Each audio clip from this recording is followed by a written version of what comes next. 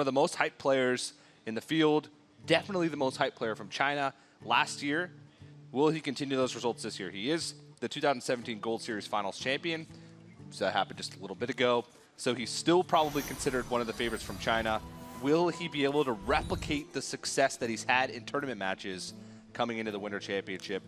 Only time will tell. But OmegaZero is sporting a pretty aggressive lineup, Admirable. Yeah, actually, he's oftentimes been criticized for his play in slower matchups where he has to play a much more control-oriented game, isn't focused so much about the intricate early game decisions and more so just about this grand game plan that takes dozens of turns to really get into effect.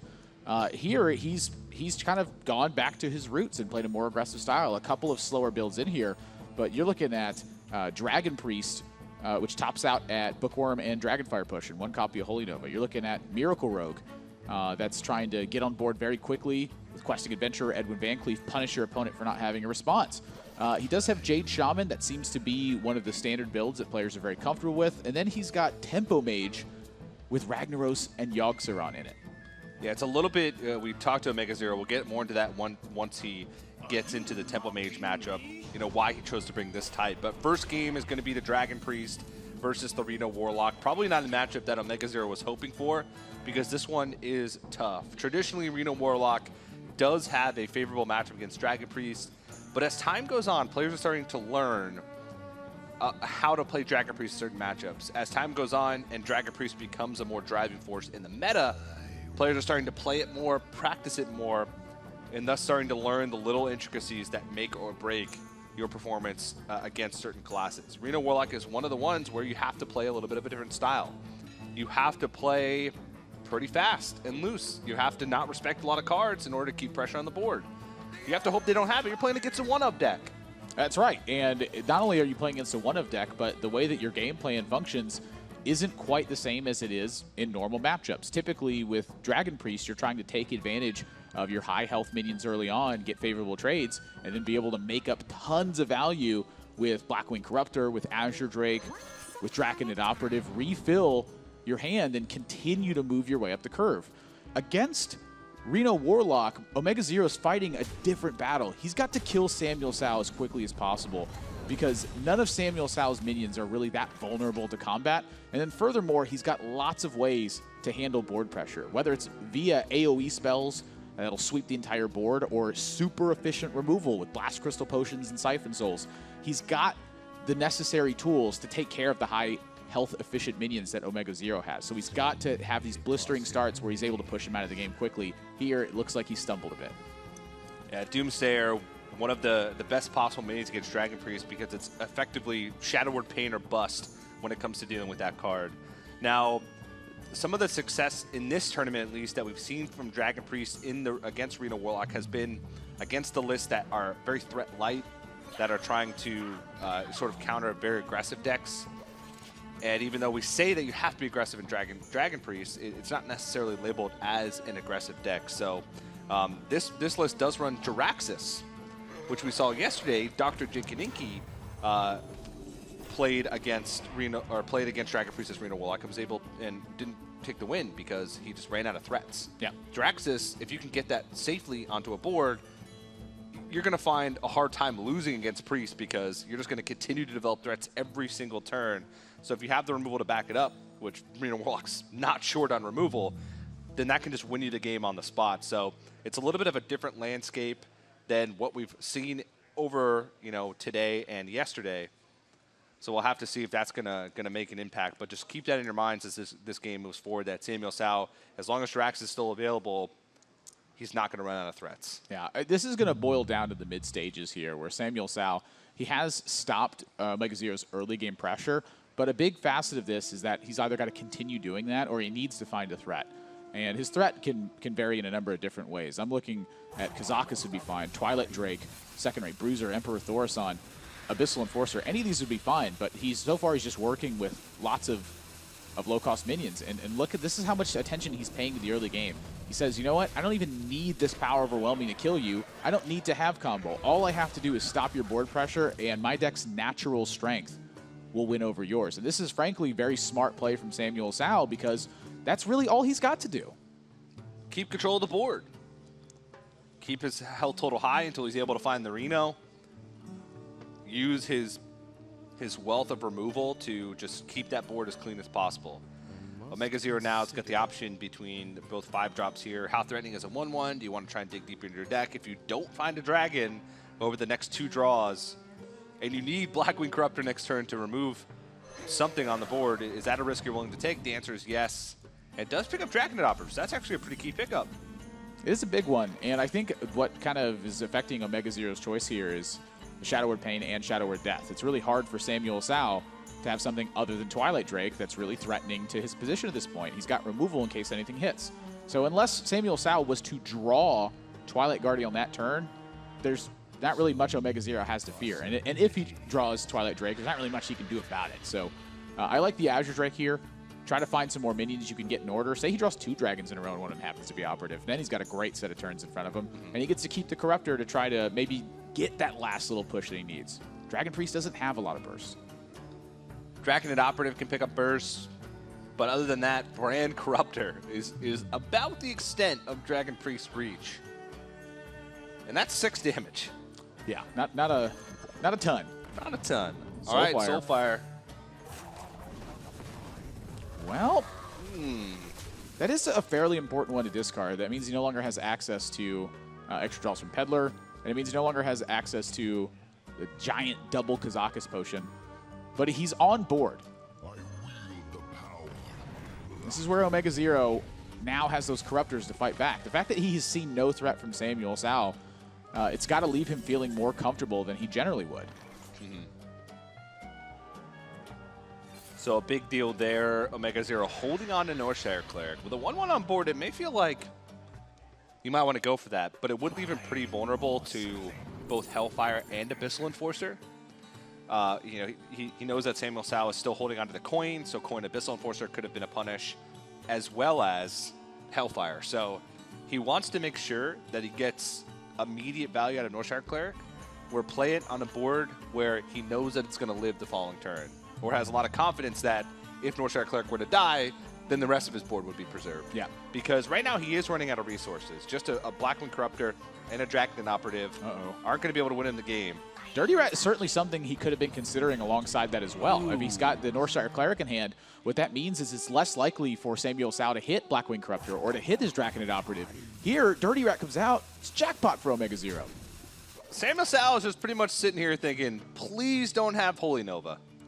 Holy Nova allow him to hit twice into the Dirty Rat, Holy Nova, remove the board, and draw him 2 cards. So that's what SamuelTsao's hoping is not there. OmegaZero doesn't have it, but he can still start drawing cards if he wants. Shadow Word Pain, not going to really find a much better target than Dirty Rat. It's probably the highest 3 attack or less minion in the deck. It can sometimes be a dead card in this matchup, especially the later on in the game you go. And this is continue building up a board. This is a really important turn for OmegaZero here as well, because his main goal is to find a way to start pressuring SamuelTsao. And in the face of Reno Jackson, he's actually got some pretty strong board presence.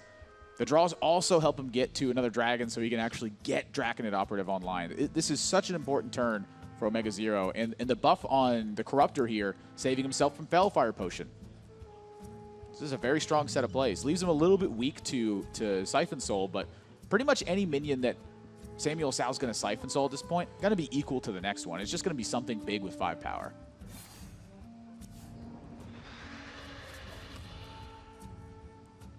Coin Siphon Soul looks like it's going to be the option here. Now, we talked a little bit about SamuelTsao's accomplishments earlier on, and he does have some pretty impressive ladder finishes over the course of the last couple of months in order to qualify for the playoffs. But none of his accomplishments, and frankly, none of anybody's accomplishments in the world matches OmegaZero's on the ladder. He has finished, I believe, rank 1 6 times, if I remember that correctly, on the Chinese servers. Rank 1 legend he's finished, which China, of course, notorious for having the largest player base out of any of the other regions. Finishing rank 1 is incredibly difficult, and he's done it more times than people have done it on any other region, in the toughest region. So, you know, and Conquest kind of sometimes can feel a little bit like ladder in a way, because you don't really know what you're going to be going up against in the next match until it gets later on in the series. So you're having to play every game, at least for the first 4, sort of blind. So SamuelTsao, even the little bit of experience that he does have, doesn't even match OmegaZero's. Yeah. So far, though, I will say I've been really happy with the way that SamuelTsao has approached the matchup. He's making sure that he's getting in life taps. He's making sure that he's checking the board position so that his life taps won't come back to haunt him in some of these positions. It's been very important for him, and his decisions now are going to start getting tougher because he's got to find a great balance to how he's going to use these tools. I mean, it looks like Fellfire Potion, Mortal Coil is up for grabs at the moment. He doesn't really care about spending the life right now because he's got Reno Jackson in hand. This lets him keep his Twisting Nether for a better opportunity, and at the same time utilizes his health total better. This is a really great play for SamuelTsao. 7 health is a sweet spot too. And also both Block Corruptors are gone, so wouldn't even make a difference. No Dragon for OmegaZero in the last 5 draws. 6 draws? It's been a long time. 5 draws. This is not the kind of turn OmegaZero is looking for. No. And Reno will come out this turn. And not only will that heal SamuelTsao to full, it also presents a pretty problematic threat with a 4/6 being put on the board. Of course, that 4 attack threshold right below Shadow Word Death, right above Shadow Word Pain. Pretty problematic for Priest to deal with. Any Priest, Dragon Priest, Reno Priest. This has just been textbook so far. This feels like how the matchup normally pans out. Did that Azure play from OmegaZero just come back to haunt him at this point? I mean, that's pretty unlikely that this many draws will happen in a row without a dragon. He will be able to preserve his board, but SamuelTsao's got the tools that he needs. He's got Twilight Drake, he's got Kazakis. Board gets a little bit too out of control. Twisting Nether.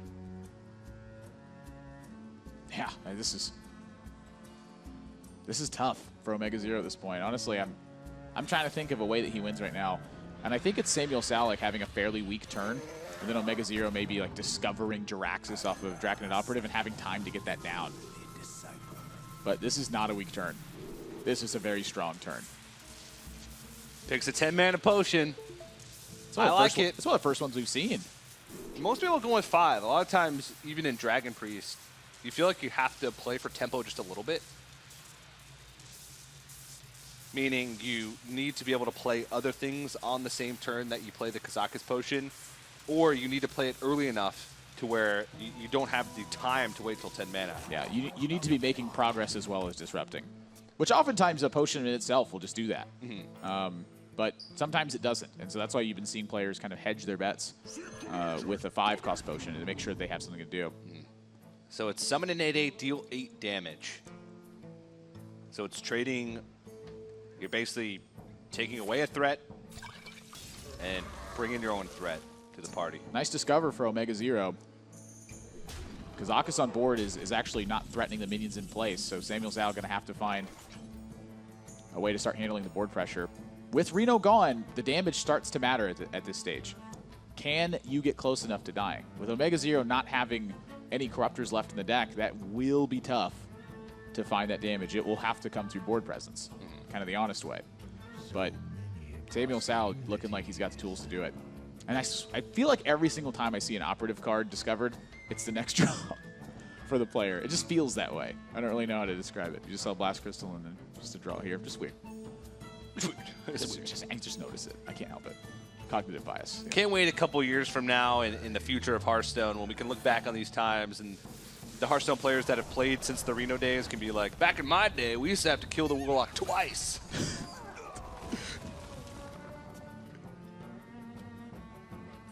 The Dragon, so with Shadow Word Death in hand, OmegaZero can get a big board swing here, but...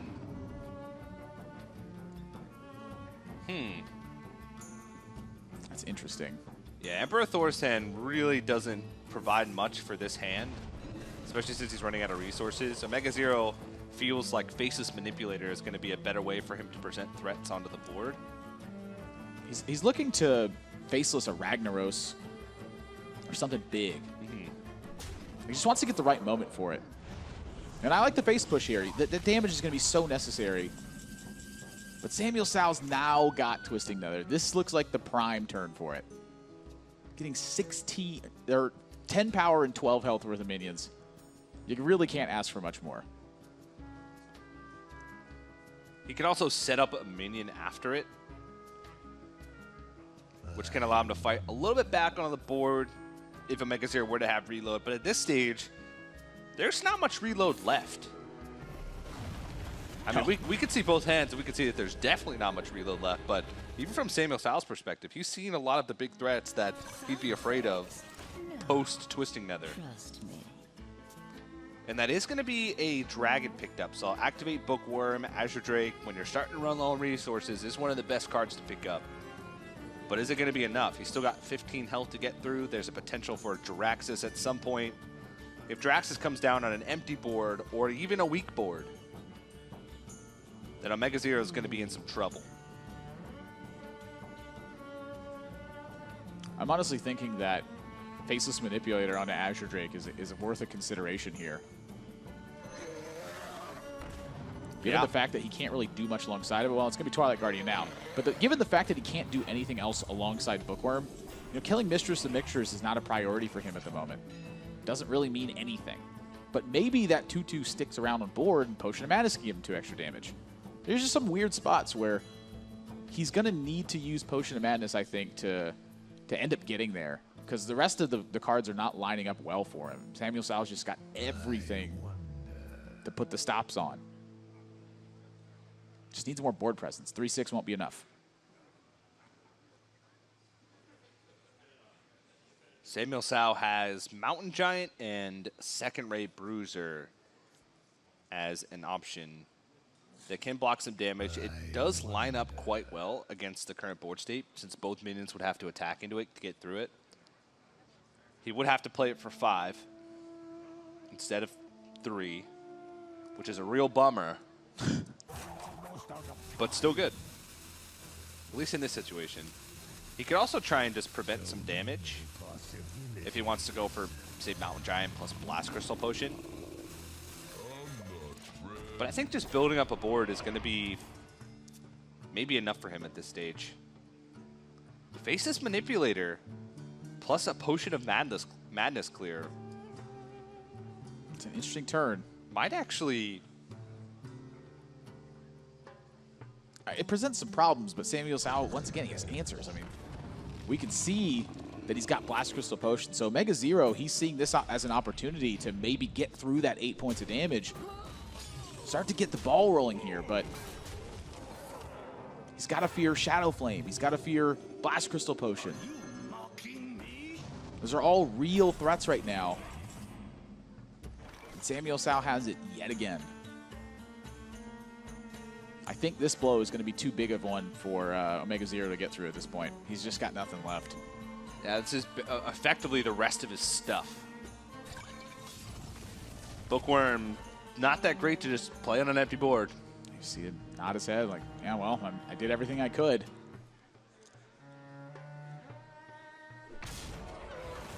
I agree, he did everything he could. Sometimes just not enough. We'll see. There's still a little bit of potential for potentially a big swing in the game. Is there a Shadow Word Death left? Yeah, there's one. Looks like there's one Shadow Word Death left, unless I missed that along the way. Nether Spite Historian. Ooh. Well, it's going to be operative here because OmegaZero's got to get something online now. But he may decide that there's not a risk that's worth taking with operative at this point, that he may just have to go for Nefarian and hope SamuelTsao missteps and plays Jiraxxus. And then he hits jackpot. And to be honest, would that really be a misstep? I don't... If Jiraxxus feels good and he goes for it, it's actually not incredibly likely that you get the sacrificial pack from Nefarian. Well, he could also just take to Nefarian. Kill Jiraxxus outright. He could just use Bookworm this turn as well and follow up with Nefarian. I mean, there's a lot of big spells he can get. The gist of it is that he needs more stats. He needs way more than what he's got. So Nefarian is his choice, not only for the potential Jiraxis spot, but also because he may just need more cards. There are some very powerful Warlock spells. Yeah, Draconid Operative is also sort of a resource generator, but Nefarian has more potential for a blowout if you pick up really impactful stuff. Warlock does have some underwhelming spells, to say the least. Priest doesn't usually have much demon synergy, so Demon Fuse, maybe not the best. I mean, if you want to name bad ones, there's plenty of those. If you also want to name good ones, though, there's plenty of those, too. Yeah. Fellfire Potion, give him some extra reach. Hellfire can give him some extra reach. Soulfire. Power Overwhelming. Forbidden Ritual. It's not horrible, but... It's immune to Demon Wrath. Oh man. Gosh. This game just got real. Is this going to happen? I haven't seen it in so long, Admirable. The Nefarian into the Sacrificial Pact. Is it going to happen? It would be immediate gratification because Sacrificial Pact is 0 mana. There's a Nefarian. Oh, I saw the green playable card, and for a minute I was about to scream with delight. Or shriek with delight. Well, it's still not bad. Like, OmegaZero's got 4 points of damage on board. He's got 3 in hand with Hellfire. If he corruptions the Mountain Giant, it will ensure an attack into his Nefarian. What cards are left that could get him there? Nothing. He's used both Blackwing Corruptors.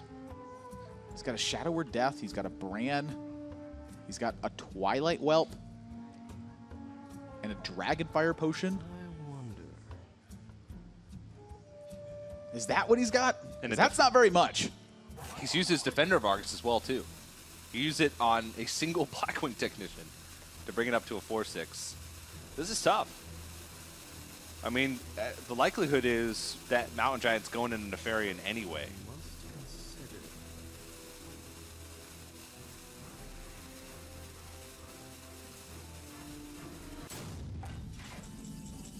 So he holds on to it, doesn't go for the corruption. He's hoping that how this is going to sequence out, that Mountain Giant's going to hit into Nefarian anyway. Doesn't need to force it. He might need the corruption to take out a different minion, a more impactful minion that isn't already going to trade.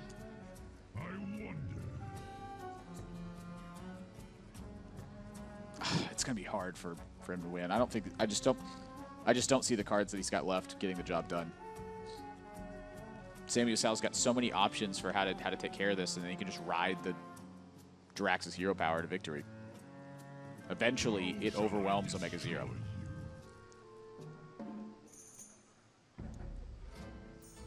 So there is the opportunity for a full clear here with Hellfire plus a Shadow Bolt. He could have a clean board, push 3 damage, develop a 6/6.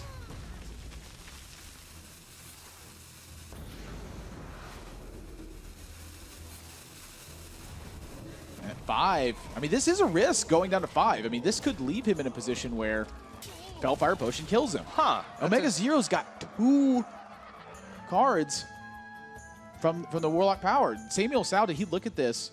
Did OmegaZero point that corruption in anything?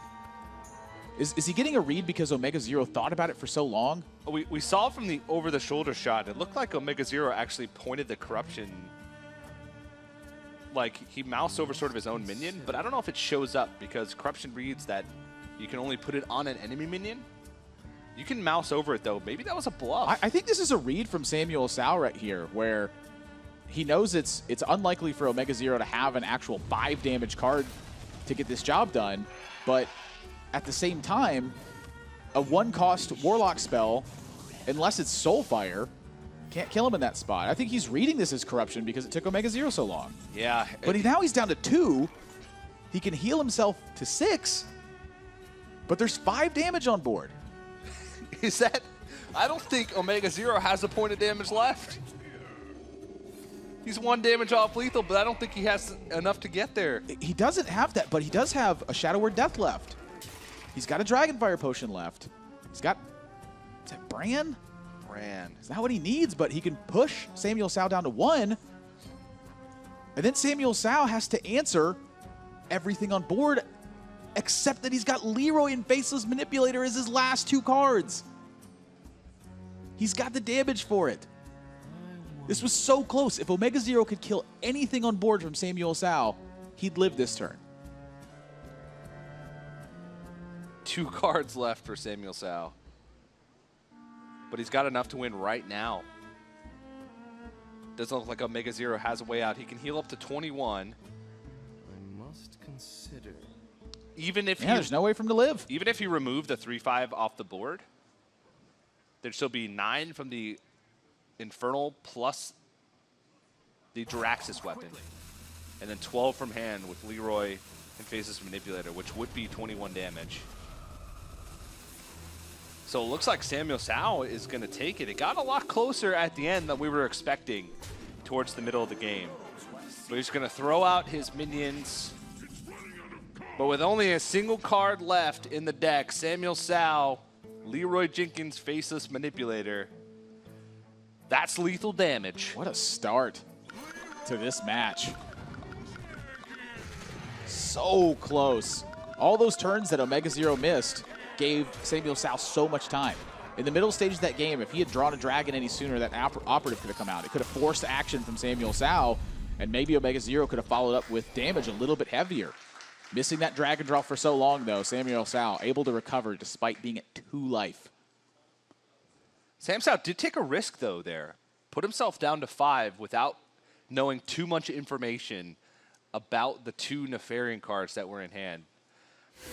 Granted, there's really no single card besides Fellfire Potion that gets the job done, unless it's a crazy Spreading Madness. He had to read that one of them was 1 mana, so it could have been a 2-card combination, Hellfire, Soulfire, Spreading Madness, Soulfire. You only had to land 1. I love Spreading Madness. Yeah. Spreading Madness can get the job done sometimes. But SamTsao takes the win. He's going to go up 1-0 in the series. We talked about how little experience SamTsao has on the big stage. But let's get to know a little bit more about him. I am in the hardest group in the tournament, Group D, and I'm definitely the underdog. The rest of the guys in the group are Green Sheep, Torre, and OmegaZero. All those guys are top players. Will they underestimate me? Will the crowd underestimate me? SamuelTsao has a better record, but is coming in a bit of the underdog. I must admit, though, I'm a little nervous because I've never performed in front of a live audience before, so I don't know what that's going to be like. People should stop underestimating me, though. I'm here in the Bahamas for a reason. And SamuelTsao has booked his ticket to the Bahamas. Even though my region, APAC, has lots of famous players like Handsome Guy and Chunsu, they didn't advance. I did. And that gives me confidence in myself. I'm so grateful for this opportunity that God has given me. Coming to the Bahamas, competing in this incredible tournament is absolutely the best experience of my life. Did you see his t-shirt? Yeah. Bear on bike. Yeah. Pretty funny. I like that t-shirt. I also like SamTsao. He's got confidence in himself. He said he deserves to be here. People should respect him. There was a lot of big, big names in the Asia Pacific playoffs, and he made it through, and they didn't. It's a true story. In game 1, looked good to me. I liked his read. I liked the way he approached it slowly. I like how he continued to use tools very aggressively to stop OmegaZero's pushes. At the end of the day, that really mattered because he got awfully close to dead a couple times. As we get into game number 2 here, OmegaZero's back on Dragon Priest, and he's facing off against SamuelTsao's Rogue. And this matchup can get a little bit tough for OmegaZero. If he doesn't manage to get on board pretty quick, I think that SamuelTsao is going to have time to establish his setup here because this is not a traditional Rogue. This is very different than what you would expect to see. We're talking, there's the Murloc package in here with Finja. He's got Silent Knights alongside Shadow Sensei to buff stealth minions. He's got a Stranglethorn Tiger. He's got Curator He's got Shaku. This is not a Miracle Rogue build. It's not, no, and this build sort of reminds me slightly of a deck that actually took the rank 1 finish in February, which was by a player named Dwayne, known on ladder and on the ranking list as the Base God. He played sort of a menagerie rogue. It did run Curator package and the Murloc package in the deck, and he was able to finish rank 1 with it. It sort of took a lot of people by surprise. It is effectively pretty late in the mean streets of Gadgetzan meta, and to see something that nobody had really thought of too much take a rank 1 spot in a highly competitive season was a pretty surprising thing. Now, SamuelTsao has added sort of his own twists on that deck with, you know, it's got Stranglethorn Tiger instead of the Jungle Panther, which was in Dwayne's list. It also has, like you mentioned, the Silent Knight plus Shadow Sensei, and still some pirates. It just has a little bit of everything. The only way we could describe it was Menagerie Rogue, which I don't even know if that does it justice, because it's just like a crazy toolkit rogue.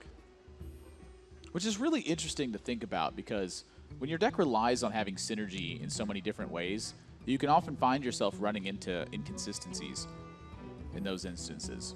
But SamuelTsao, he's got confidence coming into this one, but when you're up against a super tough field, there's a lot of justification for bringing a deck that has been performing fairly well, but maybe a little bit inconsistent.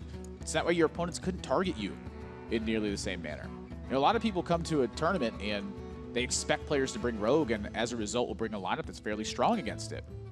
If this is the Rogue deck he's brought, and he's able to draw his curve, it's a very different kind of deck that they're trying to handle at that point.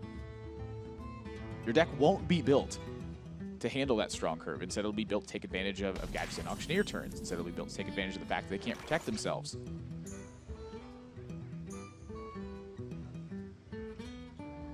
So right off the bat, we're sort of seeing maybe a little bit of those inconsistencies. Shadow Sensei, without a stealth minion, is not really that effective. So many options. It is a 4/4. It is a 4/4, but oh well, 4/4 against Priest is not bad. But he has Shifting Shades, who's that 4-mana spot for now is effectively filled up. So, but he doesn't have, since his deck is quite minion heavy, he has to rely on keeping the board with minions in order to sort of keep the Dragon Priest in check, instead of rely on all the removal spells to card draw and sort of cheating out huge minions early on in the game. I want to talk a little about SamuelTsao's last turn, because he ended up using Backstab and just his hero power to wipe out a 2/3 Twilight Whelp. And here now this Netherspite Historian's taking the rest of his board. If he had simply held on to that Backstab, I think a very likely situation would have been for OmegaZero to simply attack one of the 1/1s and then be in this exact situation afterwards, where he plays another Netherspite Historian.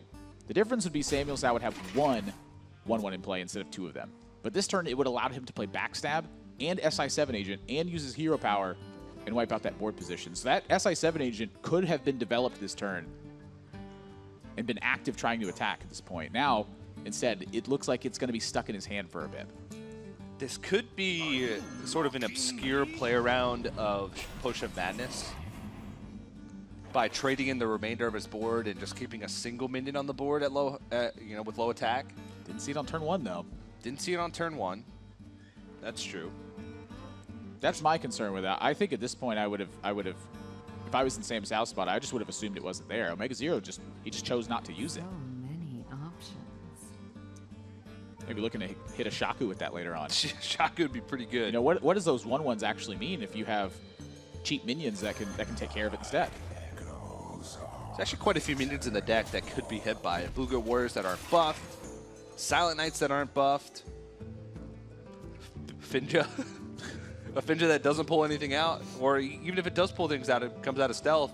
If it's not buffed by Murloc Warleader, boom, trade it in. Deny him Murlocs. It could be sort of another way to remove. He's just looking for a way to snag tempo once he's in the middle stages of the game. It has nothing left to do with that 6th point of mana, or maybe that 7th point of mana, when he's playing these massive 5-drops.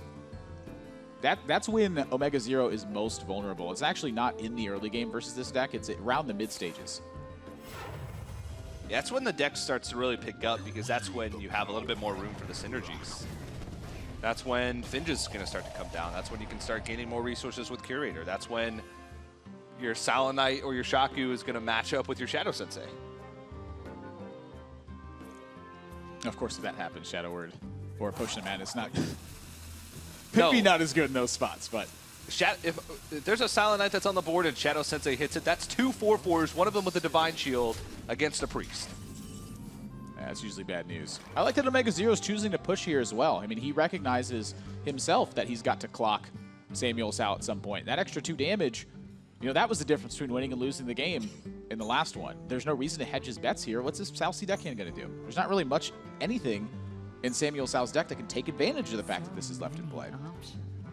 Was he going to cold blood it and hit your 2-3?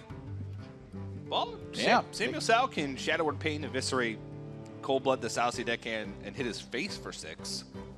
I think OmegaZero wouldn't be horribly unhappy with that. Maybe not the best for him, but the big one is getting over the middle stage. As long as he doesn't lose major tempo, I think he's got a great chance to win this one.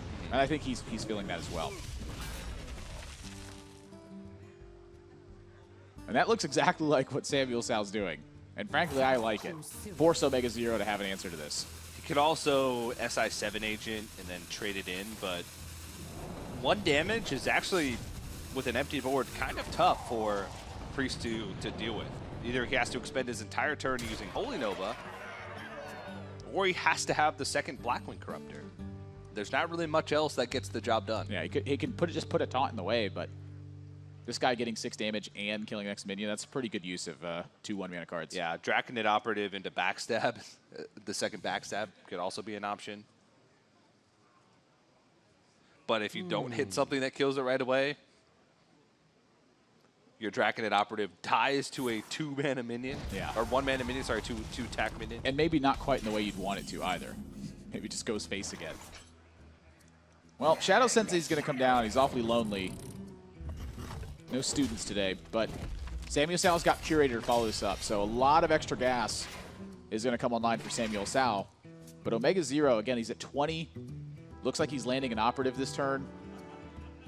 He's got to be pretty happy about this. But that Holy Nova being gone means that Curator's going to stand in the way for quite a while. He would have hit the Backstab. I'm taking the Backstab. I like Shaku. He's got so much value in hand. He does. I mean, I like Shaku too, but I like the Backstab more. He's thinking about Curator. Is there any reason to ever Shadow Step Curator? I'm curious about that. Looks like there's only 1 beast in deck. It's just the lone Stranglethorn Tiger as the beast, but he does have plenty of Murlocs. 2 Azure Drakes. And 2 Azure Drakes for the dragon, so it is a possibility. We're going to see Stranglethorn Tiger, Azure Drake, and a Murloc. It's Murloc War Leader. Stuff. Lots of stuff is hard to beat. Seems like Arena.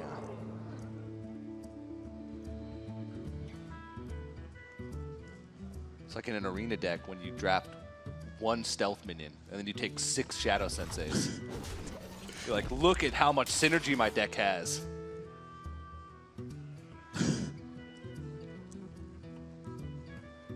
He's drafted pretty well, though. He's got 3 Stealth Minions. Yeah. 4 Stealth Minions, actually. Forgot about that Silent Knight there. This would be a pretty good Arena draft. Yeah, it'd be some good. If you look at a constructed deck and you say, this wouldn't be a good Arena draft, it's probably not a good constructed deck. OmegaZero starting to get a little bit low on health. He does have a lot of resources to be able to start fighting back on the board. Now, a big one here is that SamuelTsao does have the freedom to make plays like this. Typically against Rogue, this is an easy way to get punished. But there are no saps in SamuelTsao's Rogue deck. So when OmegaZero is playing this way, he's taken into account the fact that this list has very little to do in terms of affecting a lot of buffs on a single minion. 7 spells this deck has, which is way below the average amount of spells that Rogue usually packs. A single Shadow Step, no preps, no counterfeit coins. It's got Backstab, Cold Blood, Eviscerate, and that's about it. And now it's, I mean, you fall behind on board just a little bit, and your hand is all minions. Now what? See, that's the thing I'm wondering about this deck, is how well does it actually come back from behind? Because that's one of the things that Rogue is usually the best at, is you get a little bit behind, and then you kill their minions, and you play your own minions, and then you do that again the next turn. And that's often enough time. That's often just enough to end the game. SamuelTsao just having to fight honestly. He's just got stuff. Stranglethorn Tiger is a way for that to happen, but that's a lot of investment to make to get that done. It's going to be a Shadow Step SI7 agent. He wants to remove this Twilight Guardian off the board. This presents, removes as much and presents as much power on the board as he possibly can. I was thinking Stranglethorn Tiger to be able to buff with Shadow Sensei next turn, but that left him pretty vulnerable because that would have given OmegaZero pretty much full development and full control of the board himself. And you don't know if 7/7 is even going to be enough the next turn to get through whatever it is that OmegaZero was able to build. Imagine if he had drawn Cabal Talon Priest there and buffed that Twilight Guardian out of range of 7/7 plus a dagger hit. Then he would have been in a ton of trouble. OmegaZero picks up second Draconid Operative here, so he could start digging a little bit more again. He could also play Twilight Guardian Wormrest Agent plus heal if he wants to go a little bit wider on the board, try and protect these minions. He's got a lot of options, and right now I think his major concern is just keeping SamuelTsao from getting such a wide board that there's an opportunity for him to lose a giant turn in combat. He doesn't want to play all of his taunt minions necessarily, but frankly I think this is just the best way to get the job done. One of the ways OmegaZero falls out of this game is if SamuelTsao can get through these taunts, and then he lands a Stranglethorn Tiger, and he's able to use that as his damage push, but OmegaZero doesn't have another way to fight against that right now. He's got to use his taunts if he's going to do that. So this game is going to boil down to the way combat works out for SamuelTsao over the next couple turns. If he can get past this pretty clean, I think he's got a great shot at winning. Swashbuckler potentially a way for him to start fighting back on the board. But it looks like he's going to build as much power as he can. And why not? At this point, I'd have my sights set at the Guardian, I think. Could also play for value. He has seen Holy Nova, which is the only Holy Nova. The only other AoE that OmegaZero has is Dragonfire Potion, which would kill off his own Draconid Operative. Well, it's a dragon. Oh, yeah, you're right. It would kill off nothing. His Wormrest agent. It would kill off his Wormrest agent. That 7/7 is scary for OmegaZero. The fact that he's seen an Eviscerate, I think, is giving him a lot of comfort in this spot, knowing that Leroy Jenkins and something else is about the only way he's actually going to die from this spot. But that's a turn he's got to fade. That does give him some information that Finja is not in hand. But other than that, I think he could have assumed that at this point. he could have assumed it at this point. I mean, Finja is not a lot of power being put on the board, but its power is in its ability to pull out all the Murlocs, or 2 of the Murlocs next turn, and make all of your draws for the rest of the game a little bit better, because you're not drawing a Bluegill Warrior, you're drawing one of your stronger minions. Zero's going to take the trade and just start healing himself. So this actually pulls him out of range of basically anything SamuelTsao could have for lethal at this point. And with Shadow Word Death, with Cold Blood, and with Azure Drake, I think OmegaZero is in a pretty favored position from here. The Operative is just threatening so much from OmegaZero right now. I mean, SamuelTsao, if he's going to stick something to the board, he's going to have to hope that OmegaZero has no way to deal damage from hand. He's still pretty healthy at 19. I mean, does he just keep this Stranglethorn Tiger hidden even? I mean, this is a lot of stealth damage that he's actually putting together here. But he goes down to 9 at the very least, or at the very most, I guess, next turn. You know Azure Drakes are getting attacked. So many options. there's not really many spells that he can punish you for leaving an Astro Drake on the board. It's just the buildup of damage is what I'm concerned with for OmegaZero. He's got to fear SamuelTsao having something to deliver those final points. And there's no spells in his deck that really interact with these, so. What on earth? That is really strange. He's trying to set up a dagger hit next turn with SI7 agent and threaten to push through with the rest of minions in play. This is really interesting, but this is also pretty dangerous. I'm all for using health as a resource in Rogue. It's one of the reasons why Rogue hero power is so incredibly strong. I wonder. Is because once you develop that dagger, it's sort of an investment. You're investing into that damage and using your health as a resource if you want to use it as sort of removal onto the board. But that is a pretty weird attack. Yeah, I mean, this is what he's trying to set up for the following turn, is that, with that 3 health. But I don't think this is going to be successful. I mean, OmegaZero's got ways to fight combat on board. He could just heal his own Worm Rest agent if he wanted to. He's almost just given OmegaZero a lot of good plays to make. And he's going wide on the board. He knows that there's no Fan of Knives in the deck with spell power that's going to be able to punish him. There's only one Eviscerate left. The rest of his deck is pretty much minions, so he's just going to isolate this Stranglethorn Tiger on the board, push a little bit of damage. This is downhill. SamuelTsao, he's going to have to get something big off of this Swashbuckler. And I don't even know if Priest has that right now.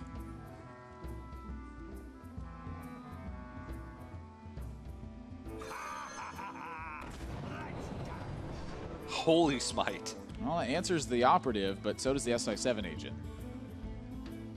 This allows him to take off the Northshire Cleric with SI7 agent plus a dagger hit, which could stop OmegaZero from generating more resources.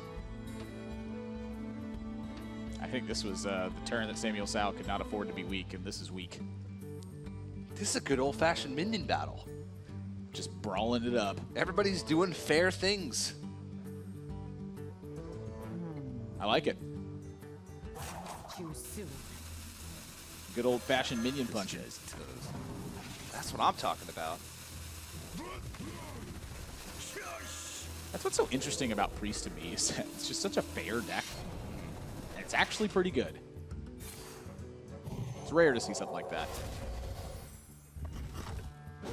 Well, SamuelTsao presenting still some threats. Shadow or Death can answer the Stranglethorn Tiger. No dragon in hand. That Potion of Madness has been in his hand the entire game. What does SamuelTsao think that is right now? Dragonfire Potion or Potion of Madness. That's it. Those two things.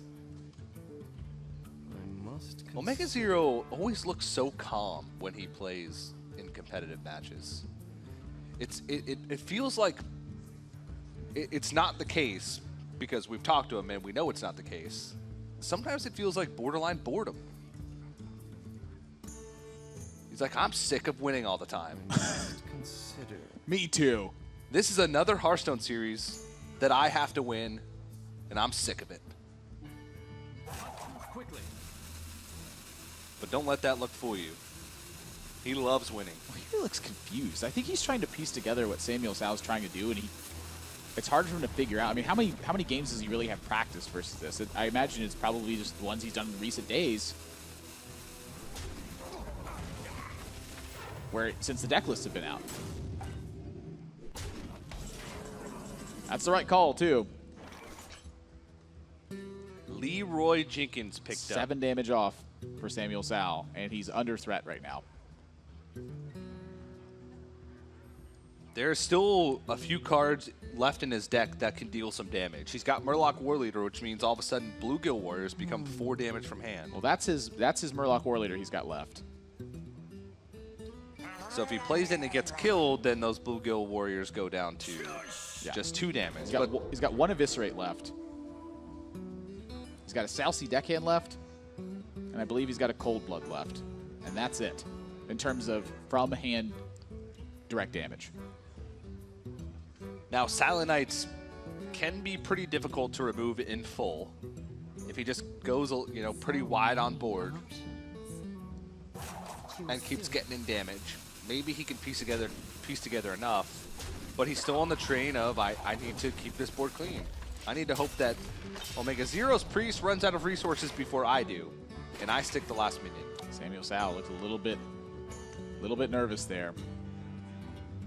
And that Shadow Word Pain is pretty good. It's not the best draw in OmegaZero's deck, but it looks like enough to get the job done here. Is OmegaZero, he can't be worried about Shadow Sensei. Both of those are gone right now. So if he just simply plays to the board very hard here, it's really tough for SamuelTsao to draw the right cards to get out of this. So he even wants to preserve. Oh, he wants to push damage. Yeah, if he pushes 4 damage this turn, he sets up for a lethal next turn should his minions not be removed. So this is really smart because with SamuelTsao only having 1 card left, OmegaZero, he's not fearing dying at any step here. And SamuelTsao's turns have been fairly weak. He's not worried about damage. Yeah, or board swing. This is a really smart play. Wow, look at that. A horrendously inefficient use of cards that happens to be very good here. And now SamuelTsao's only way to win is to... No, he's dead. Yeah. No, he can tack into one of the whelps. He can Leroy either the Azure Drake or the Bookworm and then clear off one of the whelps with his Silent Knight. If he Leroys into the Azure Drake, he doesn't need to clear off both whelps.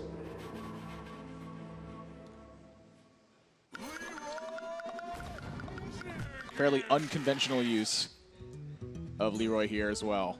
This has been a weird game. Yeah. Are there any taunt priest cards? There's Wormrest Agent, there's Twilight Guardian, but both of those need... Oh, Twilight Guardian is neutral, but Wormrest Agent, but that needs a Dragon activation. Any class taunts for Priest. Priest of the Feast could be comboed to heal. Darkshire Alchemist could be used to heal. Flash Heal. Flash Heal could be used to heal. There's quite a few cards you can pick up that are strong in Priest. I mean, Greater Healing Potion. Once you get to this stage, there's a lot of good Priest cards. It's the problem with it is getting to this stage usually. There's no dragon in OmegaZero's hand. So he's going to get 1 card off of Shaku. Well, I think he plays the Netherspite Historian anyway. I mean, he's pretty all in on this spot here. Pushes 4 with Azure Drake. SamuelTsao's at 1, Netherspite Historian. Then every single minion for the rest of the game threatens lethal for OmegaZero. But you can tell right now he is nervous about that Shaku. He knows it's going to come down to that. That's not where OmegaZero wants to be. This guy wants to be in control. If it's left up to any potential random effect, that's a disaster for him. I wonder. It's kind of weird how OmegaZero views aggressive decks. Wow. He likes aggressive decks because he thinks that they put him in control, which is kind of funny because the name of it is control. That's an Eviscerate. That's a big one. Mind That's control. a mind control for SamuelTsao. TJ, Shaku just completely flipped this game around, and OmegaZero now is really in trouble. And he doesn't pick up a dragon, so Netherspite Historian is not active, and he cannot take 2 more turns from these 2 minions on the board. And if he'd have played the Netherspite last turn, it would have been inconsequential here. SamuelTsao would have been able to clear off the Netherspite Historian and mind control the Azure Drake anyway. The difference is OmegaZero would be at slightly more health, and SamuelTsao would be at 1. But there'd be nothing left for OmegaZero. There's not a direct damage source left in his deck that can be activated without having a dragon in hand. And Shaku is going to keep collecting. Must consider. I think that's game. Dragonfire Potion off the top won't even answer the Azure Drake. No Holy Novelat. No really direct answers to minions. Maybe he's going to hope for a dragon picked up next turn. Netherspite Historian into Chill Maw. There's 7 damage on board. A single card plus Eviscerate. If he picks up... Bluegill Warrior wouldn't be enough.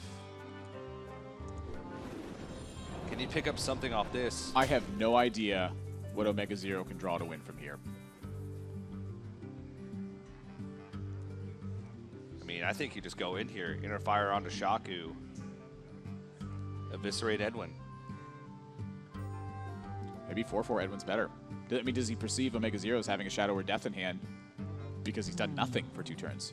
Does he think that OmegaZero maybe drew Dragonfire Potion, so he needs to make a 6-6 Edwin? SamuelTsao is trying to think of what's left. Is doing nothing better than doing something here?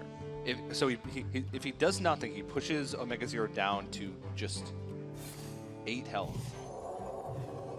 These are questions that are going through SamuelTsao's head right now. Yeah, maybe just Edwin and not Eviscerate, so that way if there's a minion played, if Nether Sprite Historian into Chillmaul comes out, he still pushes enough damage through to win the game. But he's just going in.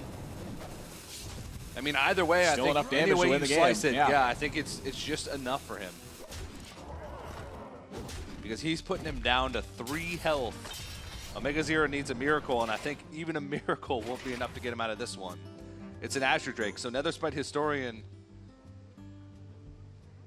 Chillmaul doesn't do it.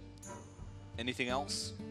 Dragonfire Potion doesn't hit Azure Drake. Dragonfire Potion doesn't hit Azure Drake, so that doesn't Now do you it. don't even have the mana to play it. That's it.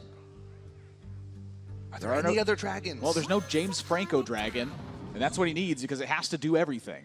So that's it. He's dead. Draconid Operative?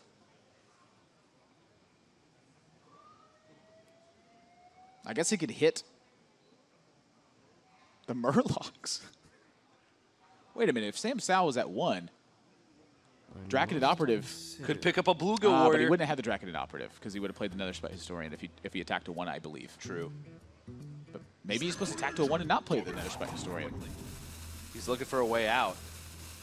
Backstab Wow. is not a way out. And OmegaZero OmegaZero. concedes. Nicely done by SamuelTsao.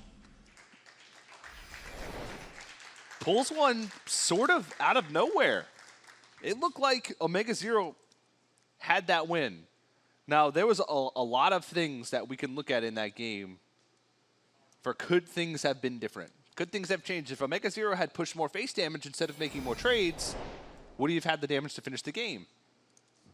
If he didn't make those trades, though, would he have gotten punished? It's, oh man. These are tough games to look at. Yeah, that minion combat. But we do have a highlight of the turn where things all changed for SamuelTsao. Shaku the Collector picks up Mind Control and steals the last minion remaining. You mentioned what a power For this OmegaZero. card can be, and this was just the absolute best example in this grindy situation. That one steal there flips everything around. OmegaZero's under pressure. Shaku's going to keep threatening value. That's why that card is in the deck, is so it can provide tremendous effect when it goes unchecked. And it's a difficult card to check because it's got stealth when it hits play. The Shadow Sensei Rogue got a win in this set early on. And if I had to look at SamuelTsao's lineup and pick a weak link, I'm picking the Shadow Sensei Rogue. So now SamuelTsao has Shaman and his own Priest remaining.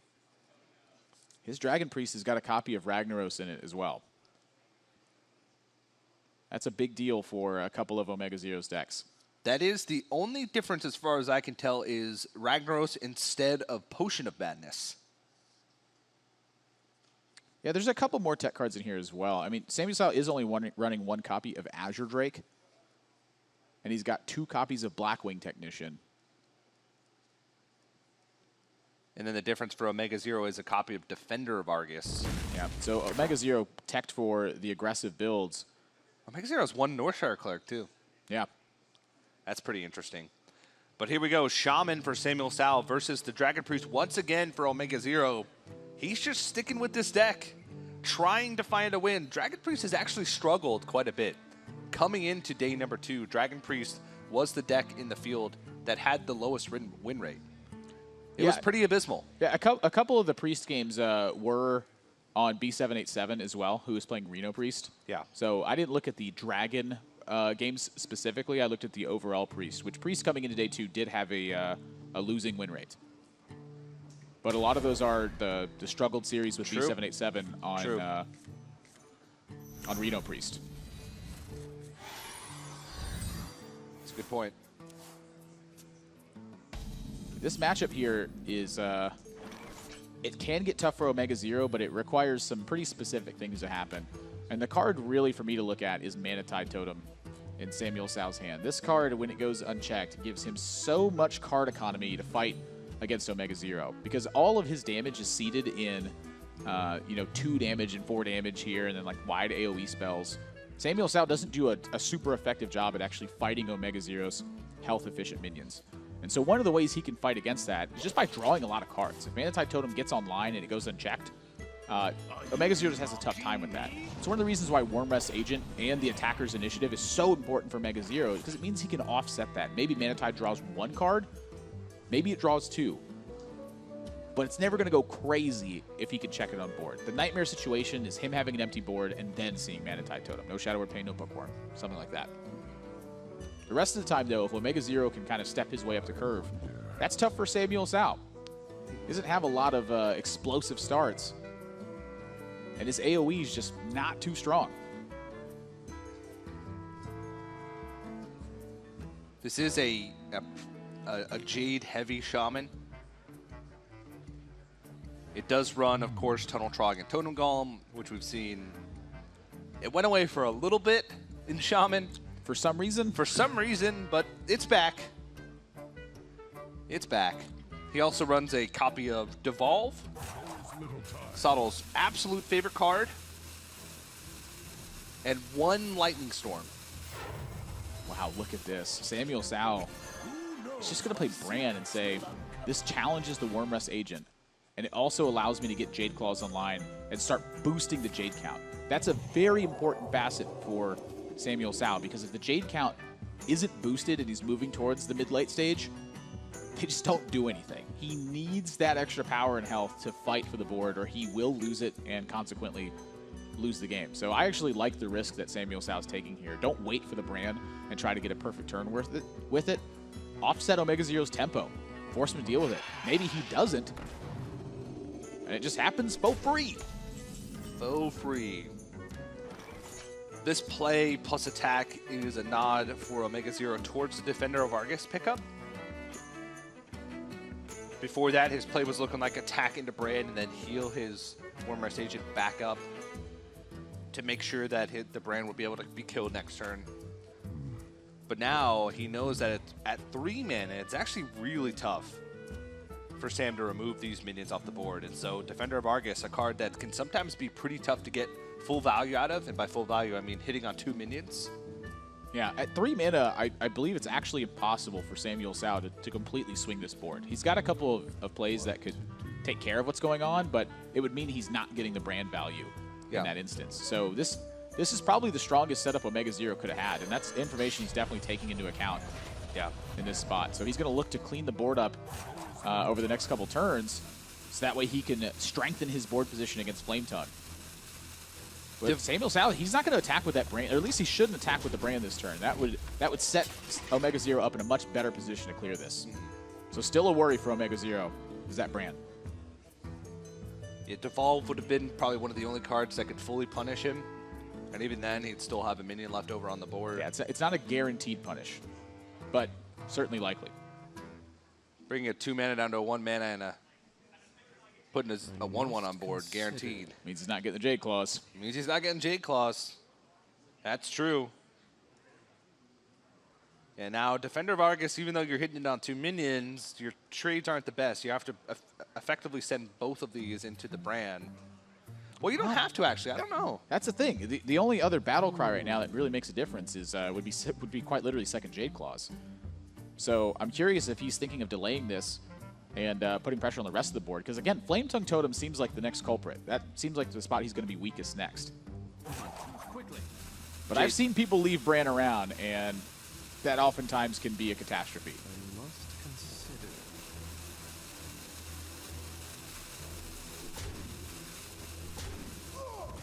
Just healing. This is pretty smart, too, but...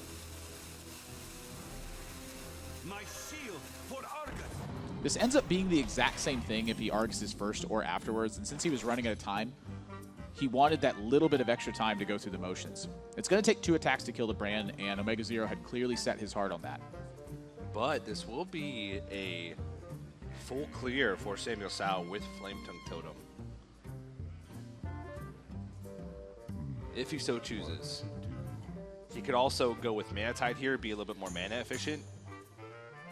And just trade his minions off plus his Jade Claws into 3-2, leaving Defender of Argus, which would leave his Mana Tide totem pretty protected outside of Shadow Word Pain, which probably would have come out for the brand anyway. But how often are you going to be in a spot where you can get value off of Flametongue Totem enough to where it'll be the only thing left on the board? It's a good question. I mean, SamuelTsao, he's got to think about what's the direction he needs to go to win this game. And right now, it's a card advantage battle and a battle for the board. And if that's the case, Flametongue is looking like his absolute weakest card in terms of the long game plan. He's got to find a way to get Mana Tide Totem set up. So this way, he's looking and hoping that this Jade Lightning will answer a Corruptor or answer an Azure Drake. Draconid Operative, probably the worst one for him in this spot because none of the cards in his hand take care of Draconid Operative in this spot. Has not found a Hex yet. And maybe that's something to look at when you're thinking of last turn. Do I go with Mana Tide, try and gain some card advantage, force my opponent to deal with this, or give me multiple draws? Yeah, that would have left his board vulnerable, though. I'm not sure that's a play he could afford to make. However, I do like Blood Mage Mana Tide here. That will give him an opportunity to start setting up some card draw. And at the same time, you know, it puts a decision to OmegaZero. Do I kill the Flametongue? Do I kill the Mana Tide? Do I kill the Blood Mage and prevent spell power from being relevant?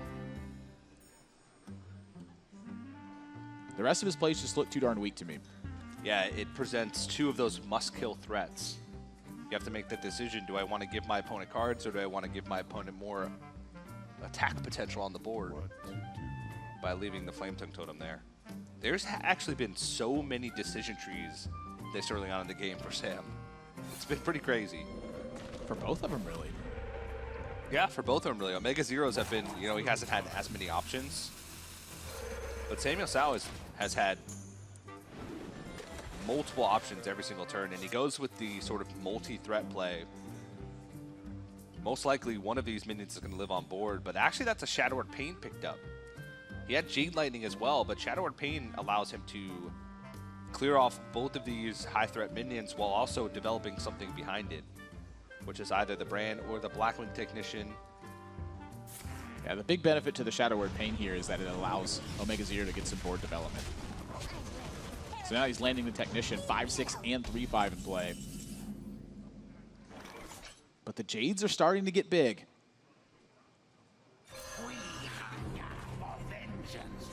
And that's actually a 6-point Jade Lightning. I forgot that it would be that buff. That's a really big deal right now. No dragon picked up. All these cards are situational.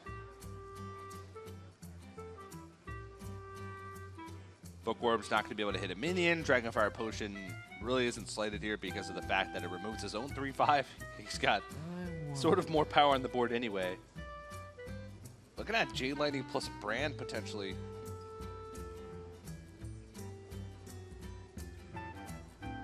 As the go-to play. Just once again, no dragons. He's just got the one. Just hasn't been panning out well for him. He's been losing card advantage. This deck's not typically something that does that. I mean, is this because he has one Northshire Cleric in the deck instead? Just not drawing it as often? Like, it's easy to look at this game and say, yeah, you didn't draw a Northshire Cleric because you got one copy of it. But one Northshire Cleric, Defender of Argus, and Potion of Madness, which can be cards that get stranded in the hand. Wow.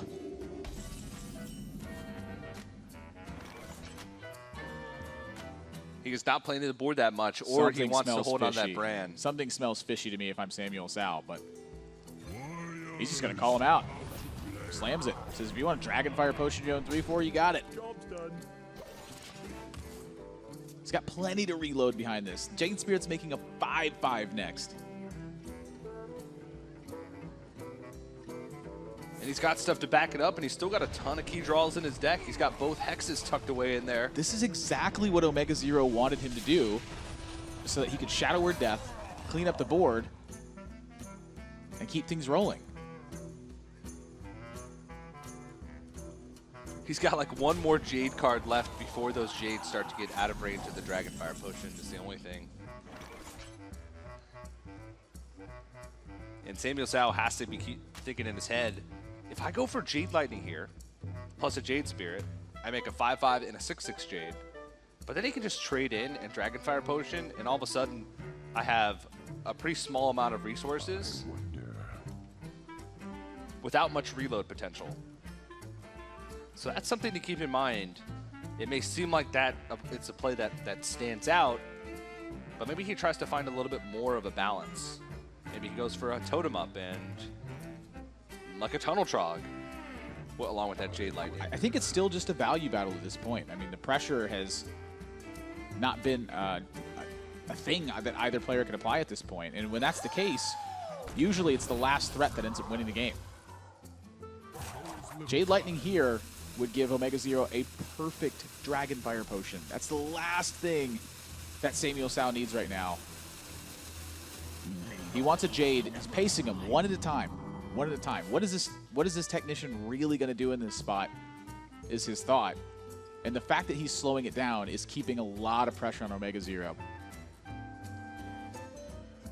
Picks up the single Northshire Cleric. This is actually a pretty good turn. Jinyu Water Speaker is just about the biggest minion in the deck that you're going to be able to use Bookworm on. And then a Northshire Cleric plus heal, you can effectively isolate the 5/5 Jade on the board while you're developing quite a bit of stuff. I mean, cards is exactly what OmegaZero needed in this situation. True. I mean, that is the one risk to playing it at a paced measure, is that if OmegaZero has some ways to make up that tempo, can he find that value that you were looking for? But SamuelTsao's got Lightning Storm in his hand. He's got Maelstrom Portal, and right now he's got spell damage out. Is he trying to set up the same thing against OmegaZero?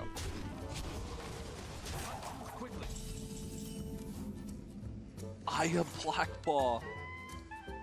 That's going to be a 6/6 Jade on Battlecry, a 7/7 on Death Rattle. The Jades are already at 8/8. On turn, basically turn 9. I'm looking at Maelstrom Portal here. Yeah, I think he you know, Aya Blackball is just a good pickup in general. May not be a good pickup for this turn specifically. I think it is a good pickup for this turn. I mean, Maelstrom Portal, Jade Spirit, or 2/3 into 1/3, 5/5 over what is then a 3/5. Today, I don't have to be a princess. Oh. He's got different plans in mind. Looks like Jade Lightning. He's going to save Aya for afterwards. This is really smart because now Dragonfire Potion doesn't clear the entire board. It still leaves a 6/6 Jade. So OmegaZero would have to use another resource in order to be able to remove it. He's pacing this game really well.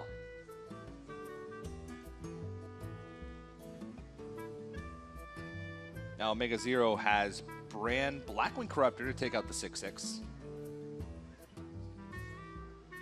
OmegaZero's starting to look nervous. He doesn't look nervous very often.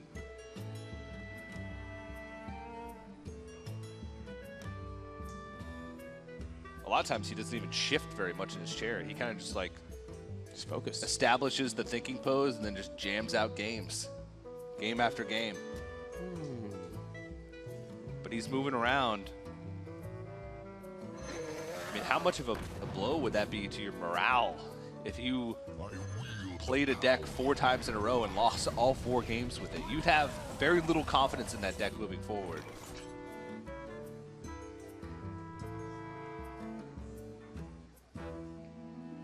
I mean, I have a lot of little nuggets of information that I want to give about his other decks. And I won't get to if he just loses 4 games in a row with Dragon Priest Admirable. What to do? And the viewers at home won't get to hear him.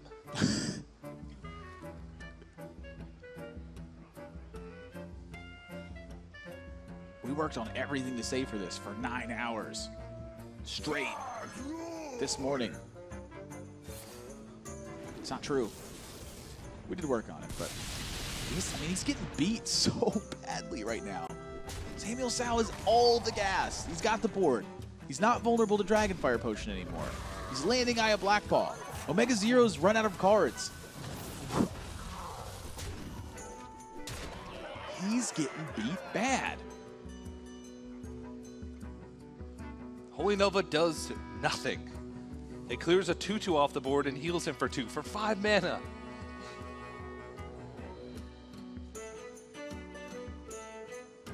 Dragonfire Potion still leaves a 7/2, a 6/1, and an 8/8 on board. It puts more power than it takes away. Seems that Almost. way. Yeah. I mean, it takes 2 power away.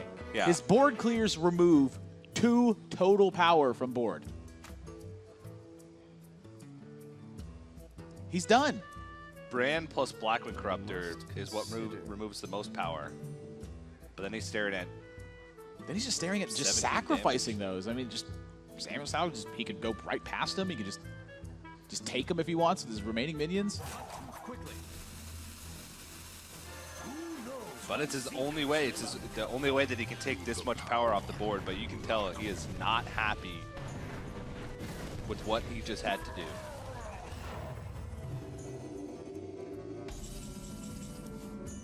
More Jades. Is that every Jade card? He has 1 Jade One Claws left Chieftain and left. 1 Chieftain Yeah. left. And that's it. He's got 13 cards left.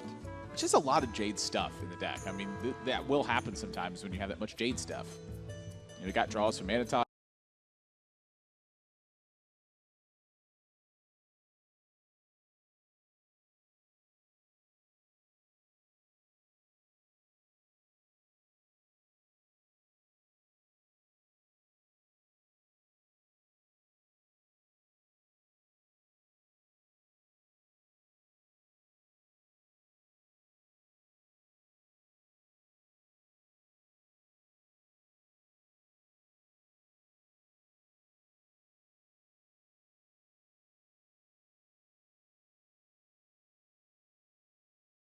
I wonder. We're over 10 turns into this game.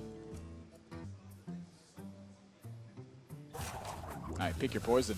How do I really make him feel the Jade Train pain?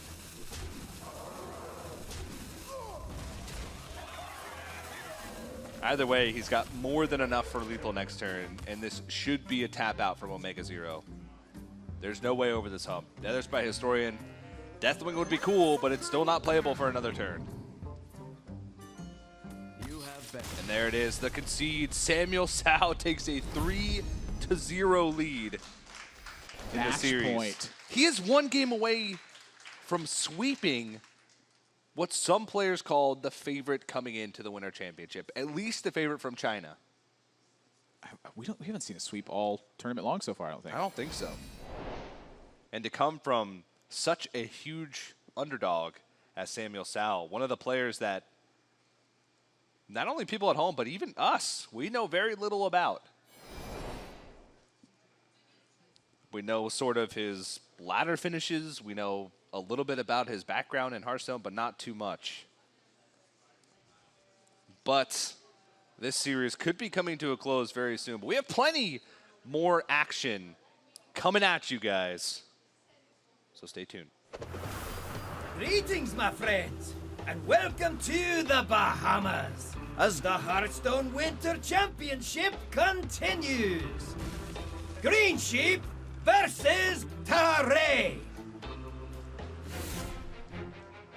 There's Green Sheep himself waiting for his next match. That'll be coming up after the SamuelTsao versus OmegaZero series. A lot riding on this, not only for these players, but also for regional pride. We saw with Pavel's loss earlier that it's impossible to have 4 European players in the World Championship qualifying from Winter, which is a good thing for me and you, Admirable, because we have to listen to Subtle and Raven backstage all day long. Yeah. They just constantly brag about it. Rightfully so, I would too. Yeah. Green Sheep and Tare, that's 2 former BlizzCon competitors. Yeah. Tare he's been around the block a few times. Not only did he compete at the World Championship, but he was also was the runner-up in the America's Summer Championship last year. One step away from another World Championship for him. So he's definitely had a storied career. But getting back into this one, SamuelTsao is a game away from moving on to the winners match of Group D, the Group of Doom, as Frodan called it. Yep. And it's a Dragon Priest mirror match first up. And this one can get a little bit ugly at times. And what I mean by that is typically the first player to take strong control of the board will end up winning the game. There's a couple different ways to do that, but it starts out with the early curve. From OmegaZero, not too much on that end. but that is a 1-2-3 for SamuelTsao. If he draws a dragon here, this is going to look great. But if he doesn't draw a dragon, his opening is very weak in this state. OmegaZero, on the other hand, he does have Wormrest Agent plus a coin already. And picks up Cabal Talon Priest, so his early curve, it may not be explosive, but it is reasonable. Well, start. It's not the strongest curve, but Technician is certainly one of the big ones. And the discoveries that pan out from here also make a big difference. If one player isn't able to establish that stranglehold on the board, Draconid Operatives oftentimes start to break that standstill. There's so many ways to get extra Draconid Operative. Netherspike Historian, Draconid Operative, and discover one of those from your opponent's deck. I think that's a big factor to why OmegaZero kept Draconid Operative in his opening hand. Number one, to reduce the likelihood that SamuelTsao is discovering, and then number two, just because it's such a powerful card in this mirror match. The Dragon Priest mirror is so weird. Because you're just watching minions trade back and forth on the board and them getting healed back up. That's what almost every one of these games has been so far, though. Just a big minion battle the entire time. Yeah, there was a tournament, you know, just a couple weeks ago, the major at PAX East, where there was a lot of Dragon Priest being represented. So there was a lot of Dragon Priest mirrors. And I remember one Dragon Priest mirror specifically where 13 Draconid Operatives were played in that game. That's a lot of... 13 Draconid Operatives, Admirable. That's a lot of operations being run by Draconids. It was like a 35-minute game. Of good old-fashioned minion battles. Of good old-fashioned minion battles.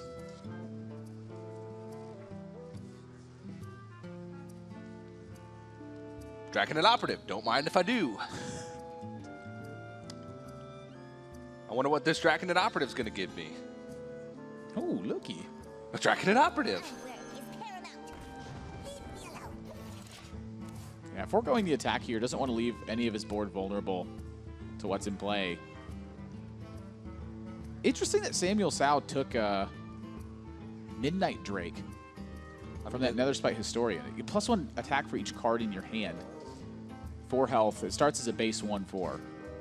It's kind of a weird card, but honestly, it's looking pretty good here. It's the less successful brother of Twilight Drake.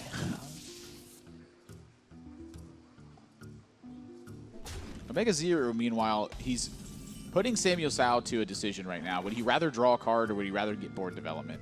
And given that SamuelTsao had so many dragons in hand and now he's picked up Operative, I'm going to guess that the idea of saving this Northshire Cleric is probably by the wayside at this stage.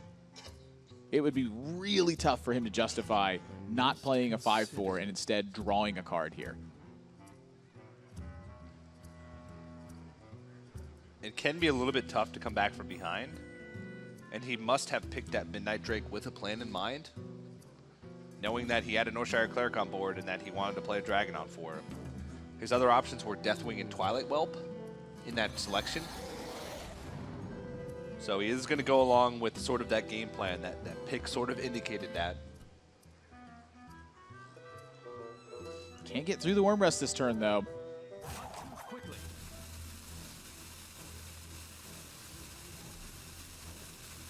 How quickly is OmegaZero going to try to fight for board, or is he going to try to start drawing immediately? What's that saying? If you can't go over it, you can't go under it, and you can't go around it. Go home? I don't know. I've never heard this before. It's either go home or go through it. One of the two. Go through it sounds right. Now that I think about it, go through it sounds about right. I could be wrong, though. I hope SamuelTsao understands my meaning a little bit more than your meaning. I understand your meaning, but I understand my meaning. And by go through it, I mean the taunt, the Wormrest Agent. I must consider. That was supposed to make it easier to understand. I somehow made it tougher. Oh, geez. It's a really tough turn for OmegaZero. If he just takes the trades that are on board, he kind of ends up in a weird spot where the Midnight Drake runs over the Wormrest Agent, and then the Blackwing Technician will finish off the Cabal Talon Priest. So in this spot, he's choosing to risk Bran to try to get some immediate value from the battle cries, take his pickups while he can, and then put SamuelTsao to a tough spot where he's got to have something to swing this board position back around if he's going to answer Bran. And if he doesn't answer Bran, that is really bad news for him. Not only that, but if OmegaZero's Bran gets answered, it means that SamuelTsao did something other than play his own Draconid Operative. This is both denying SamuelTsao the ability to get that huge body on board, get that extra information right away, and also has some payoff potential. Yeah, going into a turn 5 play, you a lot of times can't afford to leave Bran up, and he does have a way to kill it with the Blackman Corruptor, but it's exactly as you mentioned. Now, he would have a strong board himself. He'd have the 5/4 Blackman Corruptor, he'd have a 5/2 Midnight Drake, and he'd also have the 3/3 Technician. So OmegaZero had to have that as a possibility in his mind when he made that play. He's more so trying to deny the Draconid Operative, understanding that he doesn't have a way to deal with it. But I really don't think that you can leave Bran up going into such a crucial turn. Yeah, I'm inclined to agree with you as well. I think if he leaves Bran up, he's going to be in a heap of trouble. Corruptor's looking pretty good. He just saw Corruptor from SamuelTsao. He can isolate the board down to that 3/5 versus the 5/4. This is exactly what OmegaZero had in mind. And he does have the resources to play a little bit of a longer value game. He's got a lot of big stuff. He was able to pick up Azure Drake plus Alex Straza from the Netherspite Historian with the Bran, getting immediate value out of the Bran and forcing SamuelTsao to play a turn that was weaker than something that he probably wanted to.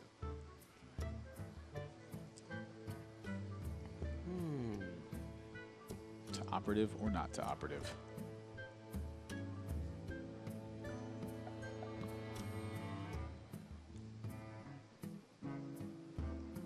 Twilight Guardian looks like he's mousing over. It would allow him to heal up the Blackwing Technician, but I feel like putting this power on the board is really important.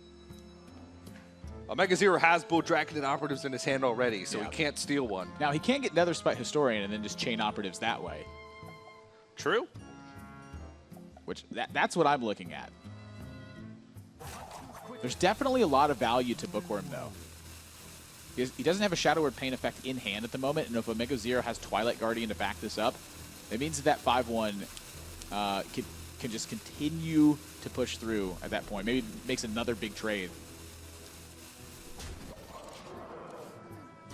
SamuelTsao is going to take the tempo. That means OmegaZero starts the operatives. That's another Bran available for OmegaZero.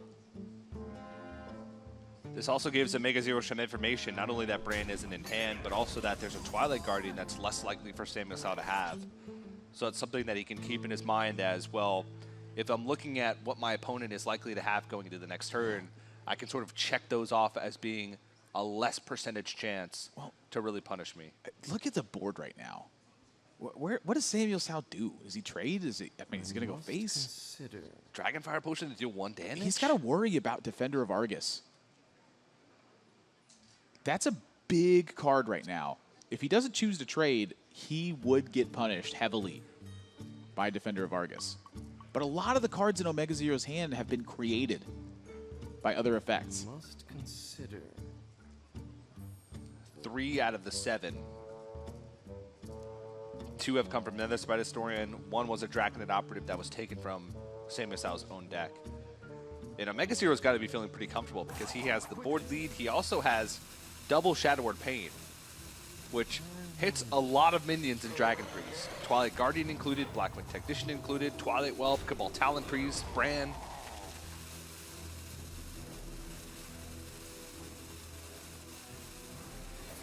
Wow. And he just passes over. That's going to be a clean board. And OmegaZero, I believe, is going to hang on to the operative in this spot and instead go with Azure Drake. I think it's going to be strong enough on board in combination with what he's got, and he really wants to land Bran operative. That is his major goal right now, is to land that combination. So the turn is just set up perfectly for him to dismantle this. He's going to go through all the options in his head and see if there's anything else in play here, but he can continue to fight for board also because he's got Alex Straza to deliver that big burst damage. So another goal of OmegaZero is simply to get 15 damage on board at one time, play Alex Straza, and finish the game in one single blow. It also gives him more incentive to just play through the board and not have to worry about playing a little bit aggressive, and that's exactly what he's going to do. I like the nod towards Brand plus Dragonid Operative. When you can take 2 cards from a deck that's very, very similar to your own, it becomes draw 2 cards from your deck that you get to pick from 3. Yeah. Almost. SamuelTsao doesn't really look stressed. He sort of looked the same throughout the entire series. He's not been the one under pressure so far. Yeah. He's the one up 3 games. It's like even if I lose this one, I'm still pretty favored. 3 more chances. Yeah. And it's looking to me like this game is starting to go downhill. OmegaZero has established that full control, and SamuelTsao doesn't really have any ways to swing this back.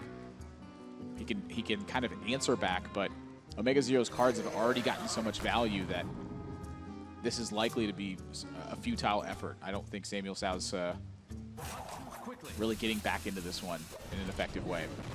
Once again, just yielding the board over to OmegaZero. Look how quick this turn was. I mean, this was his plan all along. Another Spite Historian. How about another? Just take another one. There it is. This matchup is all about value. And OmegaZero's got all of it. He may run out of room in his hand. He's paying dividends right now. He's not paying transaction fees on his mutual funds. Nope. Very diversified portfolio.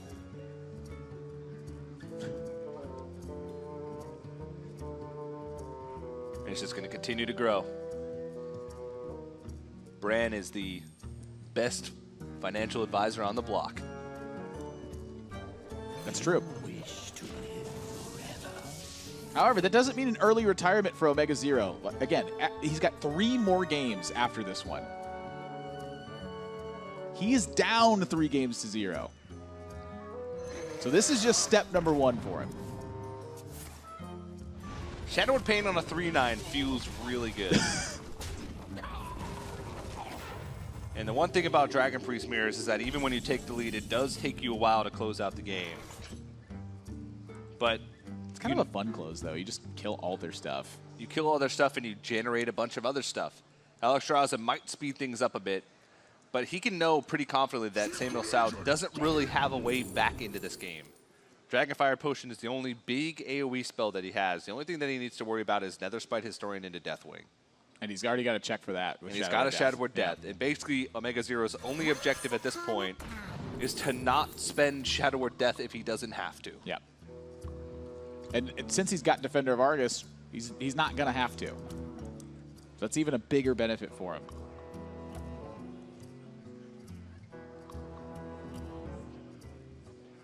Dragonid Operative number 5.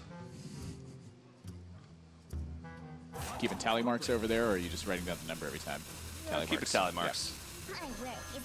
I'm a big fan of tally marks.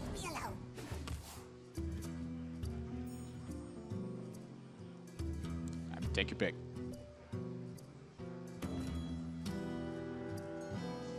Defender of Argus allows him to answer this Dragonid Operative. Also the Blackwing Technician. Those are a couple of clean trades. And again, not vulnerable to Dragonfire Potion.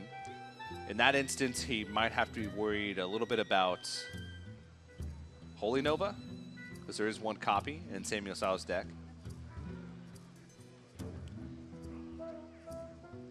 So he's got to try his best to preserve as much of his board as possible. Must consider. There's just so much to do. Like he's got so many roads to victory from this spot. It's like it's hard to decide when he sees all of them, and now he's just trying to figure out which one's better. It's like when you're at the grocery store and there's too many different kinds of peanut butter. I can never choose when there's that many kinds of peanut butter.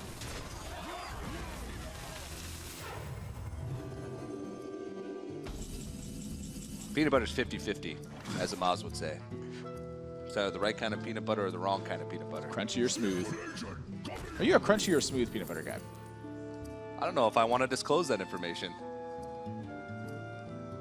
I'm going to keep that to myself. Sounds like what a Draconid operative would say. Yes, it is. Those don't help.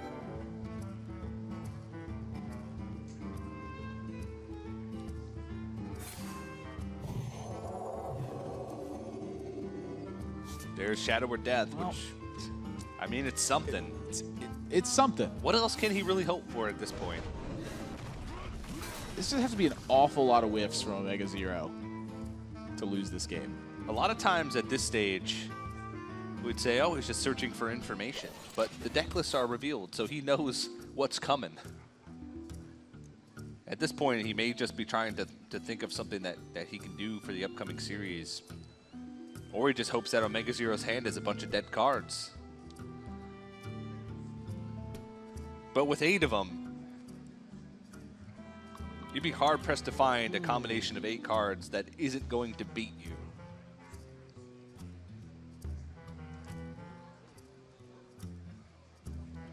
Is he thinking about going the offensive here? He's got 10 damage on board, so if he plays Alexstrasza, he can push down to 5. I must consider. He's Just saw just saw Shadow or Death, too. That's 2 Shadow or Deaths being played now. He's going to play his own Shadow or Death instead. He's... I mean, even in the face of Deathwing, he's got a lot to fight back. He probably could just win the game in the face of Deathwing, because Alexstrasza would be a colossal threat at that point. He could follow up the damage. It would take 3 hits from Deathwing to kill him at this point. Even in the most catastrophic situation possible for OmegaZero, I think he just still wins. So the Shadow or Death is intended to just close this game in the next turn or so. This is 14 damage out. If SamuelTsao does not have both taunts on board, he loses instantaneously. If he doesn't kill a minion on board, he loses instantaneously. Any route he takes is going to lead to that eventual position because of the dominant position OmegaZero established. I wonder. This is about as good as Dragonfire Potion's ever going to get.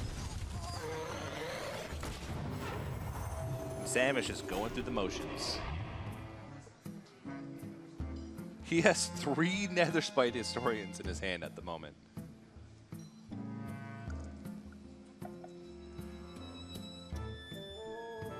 Once upon a time. Look at there.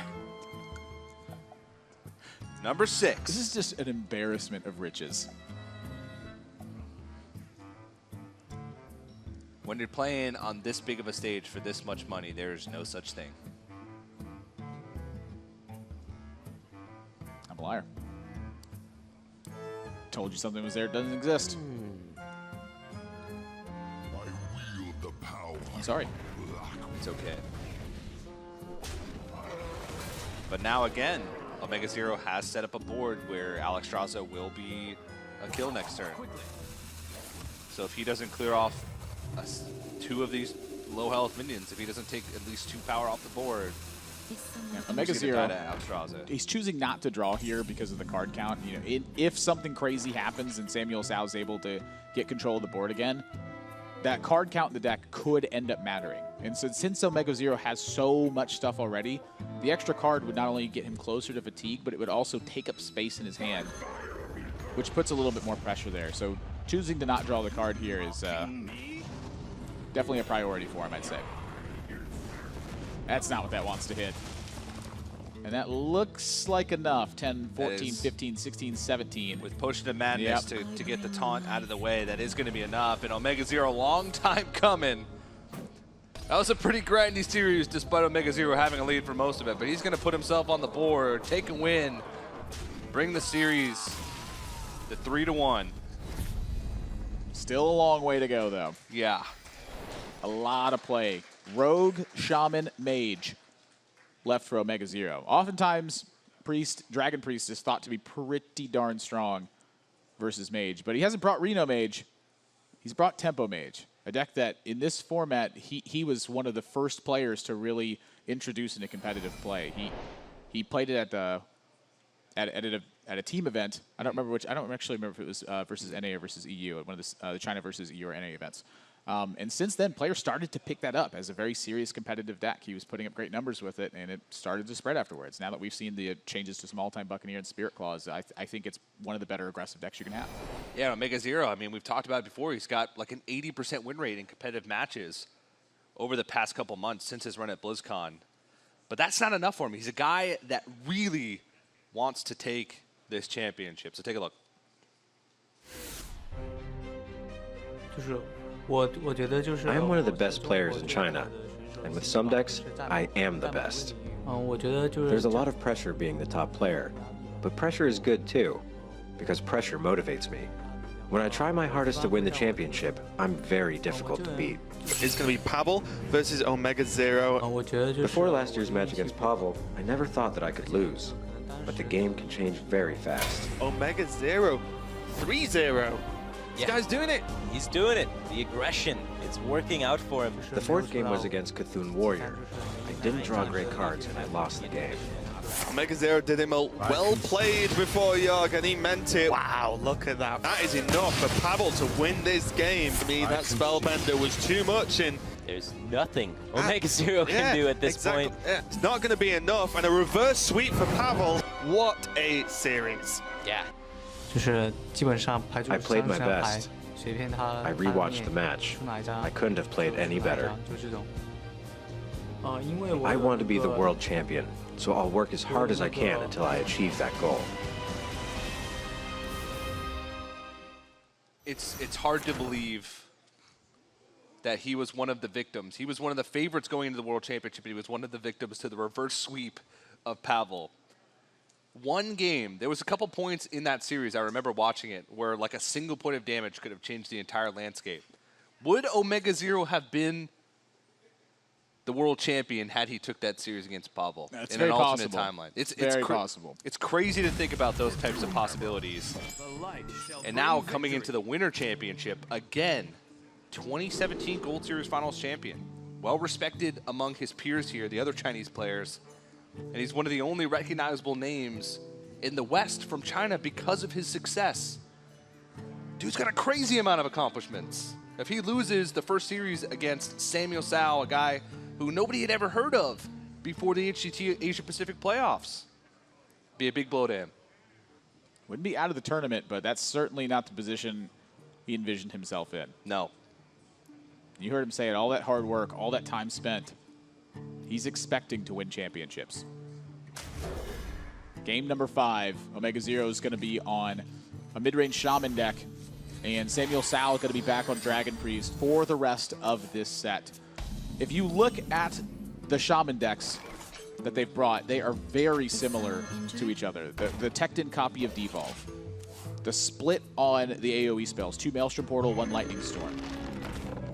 The giant Jade package that works its way up the curve. The major difference that I'm seeing is that SamuelTsao is playing a copy of Bloodlust. OmegaZero in that spot has got a second Azure Drake instead. He's also got 1 copy of Lightning Bolt in his deck. Just that little bit of extra reach to see if he can get to the right spot. No Jinyu Water Speakers is pretty much the difference there. And that card is bad in this matchup. Big minion for Shadowward Pain. Big minion for Bookworm. Yeah, it doesn't match up quite well, and a lot of times you don't need so much to heal. You need to just keep developing your Jades and pushing the board forward. And OmegaZero starting to play a little bit quicker. You can tell he's picking up the pace. That last game he was playing it very slow, meticulously, trying to make sure that he put himself on the board and gave him a little bit of momentum.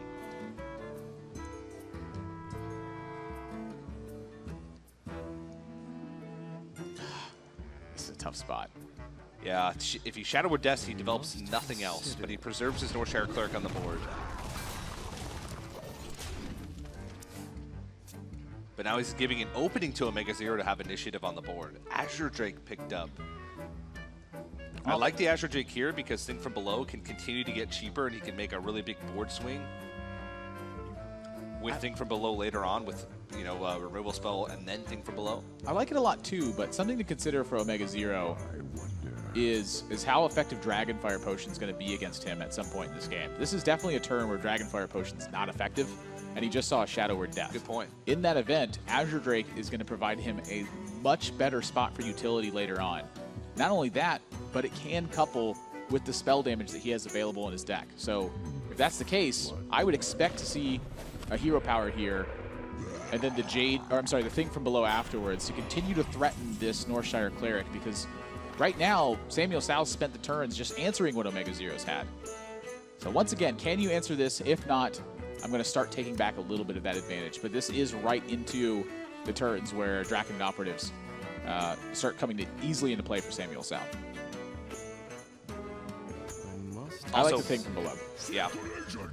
Blackwing Corruptor would have also been able to answer the Azure Drake with the Northshire Cleric on board. SamuelTsao options Jade Spirit, Manatide Totem, Totem Golem. Jade Spirit really doesn't have any synergy with his deck. So it's between the Totem Golem and the Manatide Totem. Does he feel like he needs card advantage, or does he feel like he needs a cheap but effective minion to put onto the board? It's a really interesting spot here because SamuelTsao does have quite a few ways to generate that card advantage, but doesn't have a ton of ways to get stats on board quickly if that's what he needs. So this is a decision he's having to make right now for a turn that doesn't matter till way down the road. It's a lot of stuff to think about, and frankly, I just don't think he's got the time to think about it. This is actually a pretty tough turn for OmegaZero. Jade Lightning doesn't quite reach the Draconid Operative at that 6 health mark. Doesn't have anything else to sort of sweep it up. Devolve on this board may not necessarily be the best. Yeah, typically that he wants to use Devolve when he's seen either SamuelTsao get a lot of minions on board that are very health efficient, or once he's invested some buff cards into the board. So say Talon Priest and Power Word Shield had been put on this Draconid Operative. That's a much better time for Devolve because you're pulling some other effects that SamuelTsao maybe yet to utilize at that point. Here, the Devolve would simply just be a downgrade on the power and health there, and may not even be that. I mean, Draconid Operative can turn into a Flavor Use Baseless. So there's even some punishes available in Devolve here. I think he's got to play for the board harder. Oh, how convenient. Tunnel Trog. 1 mana minion to fill up the rest of that 1 mana. So Sam now going to have to deal with an Azure Drake plus a Tunnel Trog on the board as well. These are some strong looking turns for SamTsao though. His hand is gas.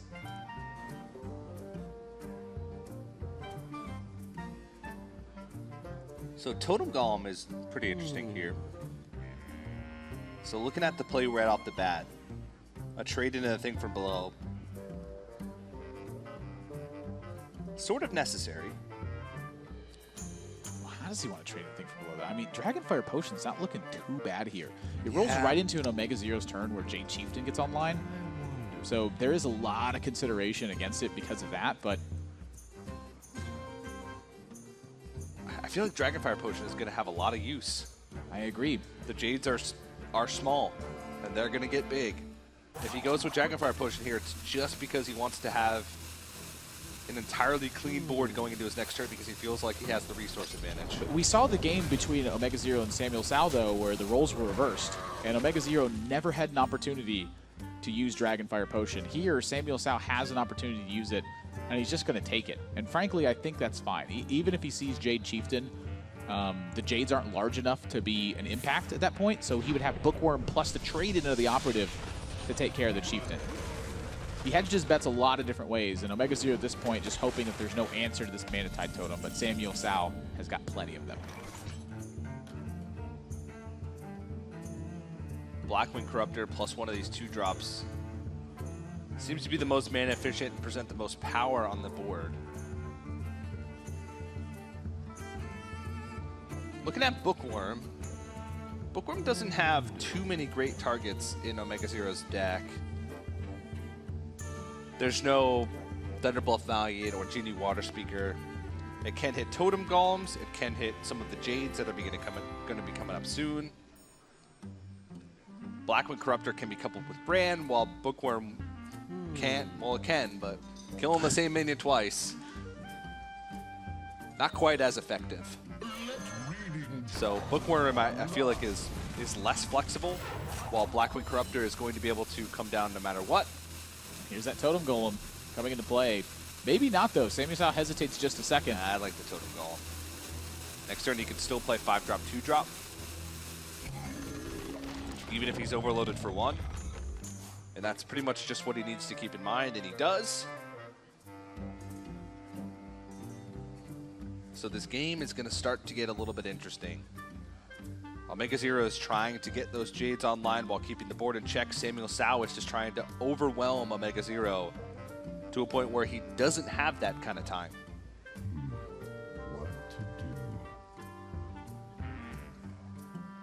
And Jade Chieftain is really the only option. And it's just not very good. I mean, also in the same game where the roles were reversed, we saw SamuelTsao able to ramp up his Jades very quickly at the start of the game. OmegaZero, it's turn 8, and he just made his second Jade Golem. The minions that SamuelTsao has are just going to chew through this, and not really much consequence along the way. OmegaZero is going to have to find a big turn to swing things back around, because he is going to be losing the board.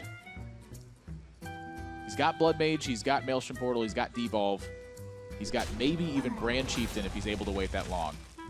But SamuelTsao, in the meantime, this is consistent with the way that he's played all series long. Use resources aggressively to clear the board, and here, he even gets a refund. Yeah, this is a really strong play. Going to be able to draw 2 cards, 3 with the Power Word Shield, and protect his board while removing his opponents. And OmegaZero, we saw in his interview earlier, he remembers that match against Pavel very clearly, the match that knocked him out of the World Championship. He said he went back and watched the games and that he couldn't have done much different and that he played well. But that still stings. When you go up 3-0 in a series and you fall. So he knows that it's possible. So he's thinking in his mind, I'm going to try and get every ounce out of these cards because I've seen people reverse sweep before on a big stage like this, and I know that I can do it. Yeah, and this is a big turn to start it. Dragonfire Potion used, Holy Nova used. That's all of the AoE from SamuelTsao. It's back to an honest fight. And if OmegaZero loses this turn in combat to SamuelTsao, he's got Blood Mage and Maelstrom Portal to follow this up. This is looking like it could be the start of the turnaround. OmegaZero's got a lot of strong turns coming up, but SamuelTsao's not going to run out of cards.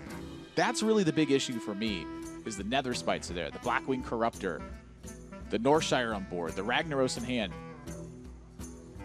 Are the Jades big enough to keep SamuelTsao from fighting this?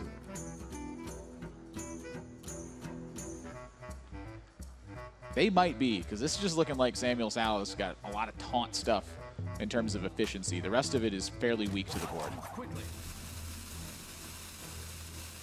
OmegaZero, one card to mention is Devolve as well, which can sort of reduce the amount of power on board in order to make Blood Mage Stalnos plus Maelstrom Portal just a little bit better.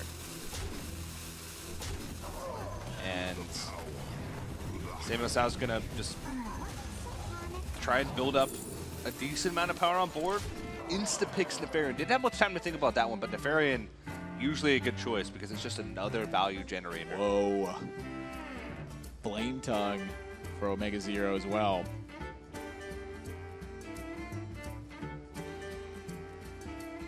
I think he's eyeing hero power this turn. He's got a 25% chance to just hit jackpot. What to do? But, I mean, they're just 1/3s that are on the board. How big of a deal is that? Everything he leaves around is eventually going to get some more value. Like, Northshire Cleric's a scary one to leave around because of the card draw. But it's also pretty bad to leave around 3/5s, just kill everything. Devolve comes out. Naga Sea Witch. Well, and Tomb Pillager. That is a little bit weird. Those are actually pretty well-statted minions for their cost. I mean, Blackwing Corruptor effectively turned into a better version of itself with Tomb Pillager. And the Bookworm moved up in power. And the Bookworm moved up in power.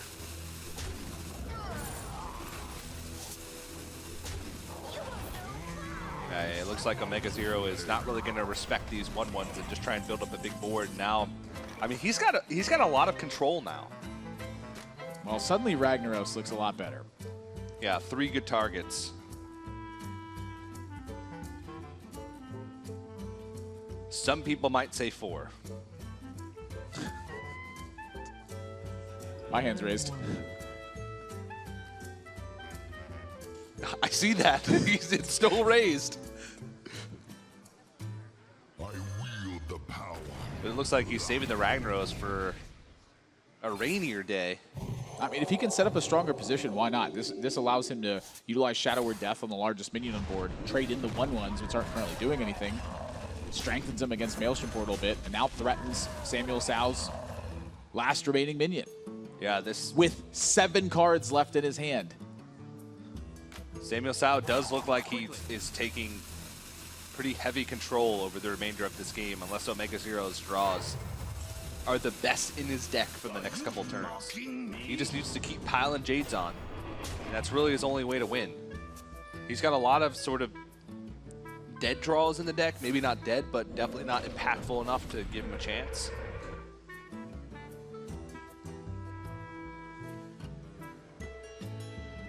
I mean, I think Blood Mage is going to have to come down on the board. I think he's got Blood Mage, Portal, and Jade Claws. I think this is the hope he's got. At this stage, he's just lost. He's lost the value battle. Yeah. The only way he's going to get that back is if he can find turns that are strong in combat. The Flame Tongue is the last remaining tool, plus the 7/7. I mean, there's no scoffing at that. And he's got to widen the forward position that Ragnaros isn't strong against him. He's got to take out the Blackwing Corruptor, so that way lesser heal from SamuelTsao, just his hero powered, isn't buying a ton of value. Is this now enough on board for OmegaZero to find some ways to get back into this? He's not quite done yet. Yeah, he doesn't have Bloodlust. He does have a few Jade cards left in the deck. Once they get above that 8/8 point, then Rag all of a sudden doesn't become a threat to those big minions. He's going to find have to find a little bit of a better way to deal with it. OmegaZero still has hexes left, which means that if SamuelTsao were to play just one big minion that wasn't, if Rag was played and doesn't connect, if Nefarian is played, doesn't pick up something good.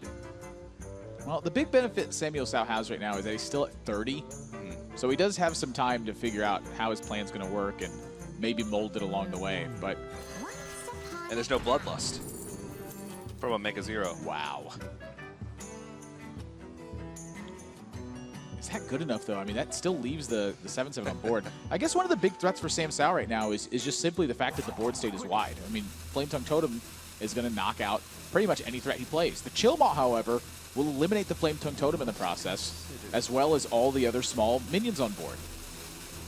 So if that's the case, that would mean that OmegaZero has to fight through it with his bigger minions instead, or sacrifice his Flame Tongue Totem. Ragnaros. Sits Ragnaros, and this is where Ragnaros' poor is against these board states. But he took Ysera instead. So now I'm almost certain that OmegaZero is going to be looking at Hex this turn and seeing if that's good enough. But this is a tough spot. OmegaZero's got to really figure out how exactly he's going to win this game, because there are so many turns away from lethal right now. I mean, this is a start. He's going to present a board that's actually tough to deal with, and maybe Sam's going to regret not taking the Chill Maw, because if he plays a Ysera now, it's actually just challenged by damage on board. I have to say that not taking the Chill Maw, I think, was a blunder in this spot, because now suddenly he's under massive threat, and he doesn't have any way to handle this. The Chill Maw would have effectively provided him a way to get back into this. Now, granted, OmegaZero would have drawn Hex and punished him for that, but there was no way to avoid that situation, and the Ragnaros, I think, was just worse than Chill Maw would have been. He could have wiped the board sometimes in that spot. The timely draw from OmegaZero, though, you said it yourself, one single draw could have changed the landscape of last year's World Championships. OmegaZero's looking like he might get away with this game. Still going to be tough, as SamuelTsao has a lot of resources. He just has to figure out the best way to make use of all of these big cards that he has in his hand. He's only got 10 mana per turn when he wishes he had 30. Quickly. Ash Community would be pretty good if you got 30 mana. just plays Nefarian, picks up Bloodlust and Rockbiter weapon, which, to be honest, just aren't that great. Nefarian's attack right now is isolated to a Stone Claw Totem. I think OmegaZero makes the push here. I mean, that's what Rockbiter weapon's for. This is a 2-turn lethal that he has set up in the face of no disruption. He knows the AoE is gone. Dragonfire Potion's been used. Holy Nova's been used. Blackwing Corruptor's been used. There's not much left. Pain. So some ways to start swinging back. And SamuelTsao held on to these 2 Twilight Guardians for a long time. I'm curious if it was to get OmegaZero to commit to a turn like this, and then try to swing the board back around and have the 2 Twilight Guardians play the recovery mechanism. I must consider. He knows there's no Bloodlust in OmegaZero's deck. So we can Shadow Word Pain, Rockbiter weapon down the Flame Tongue Totem, kill off the 7/7, and play a Twilight Guardian.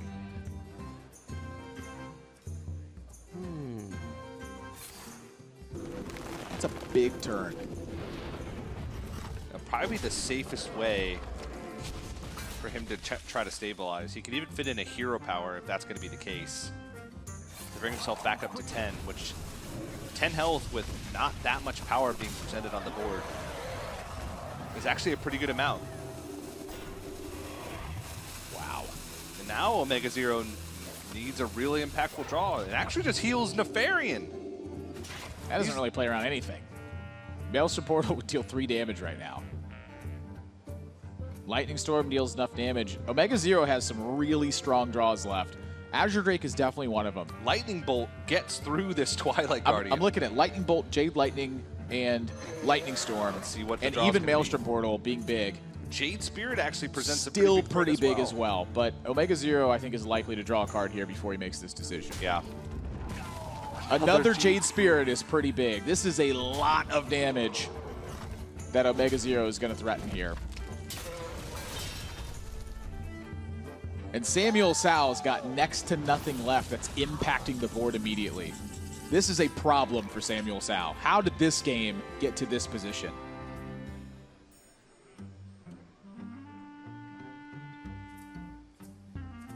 So if his Twilight Guardian had stayed on the board, no, he wouldn't have even had lethal then. I was thinking maybe he saw Bloodlust and was like, maybe I should try and go for it, but this game completely changed from what we saw 5 turns ago.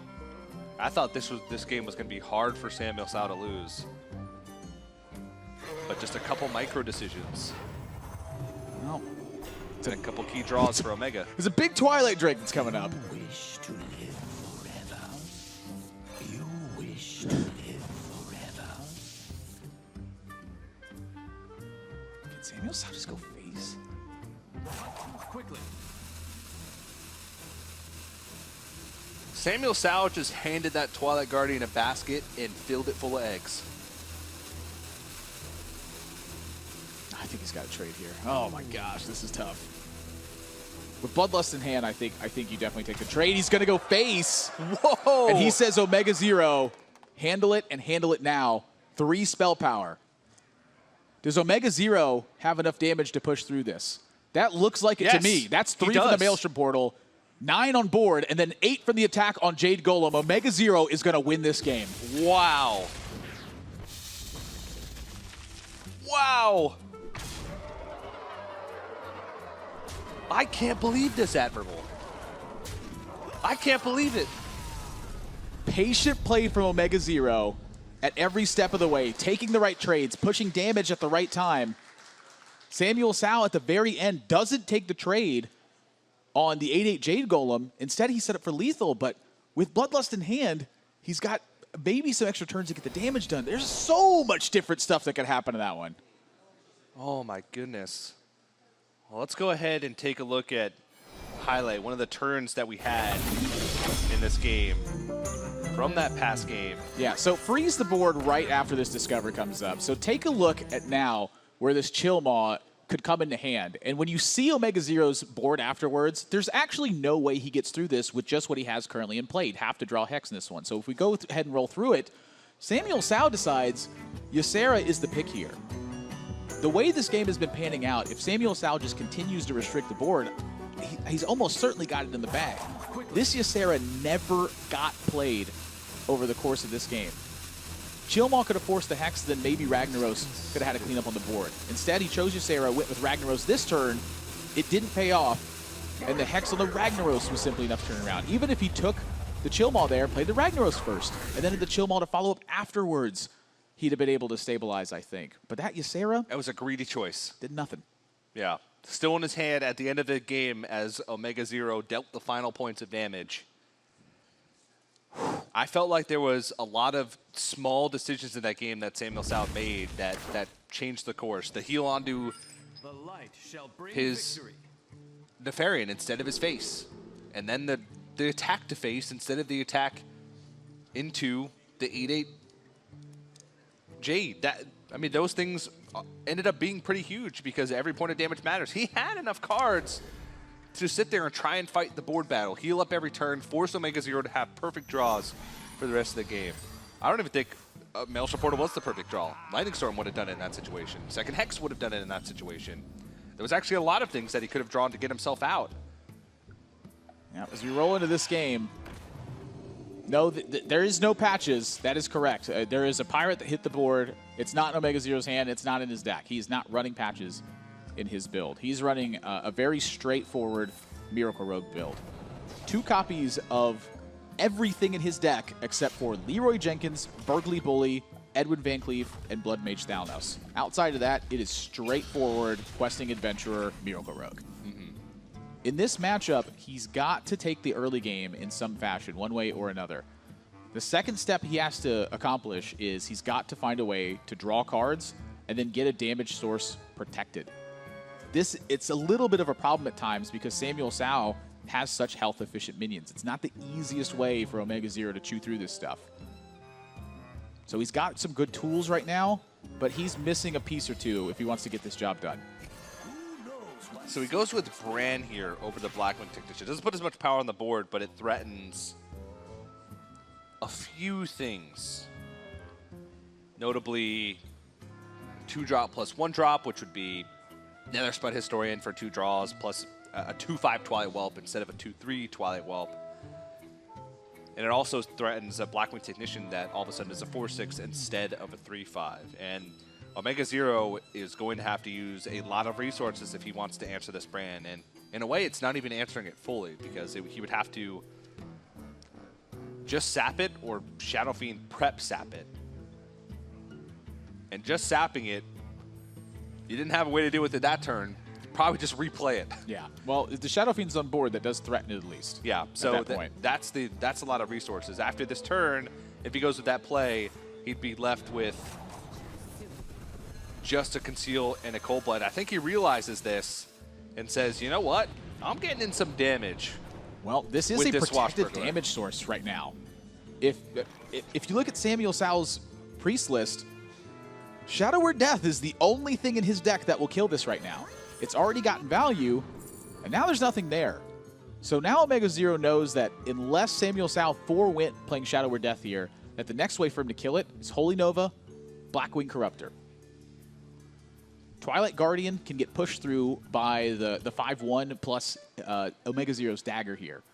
So this is very close to an all-in play from OmegaZero. He is looking to end the game now as quickly as possible.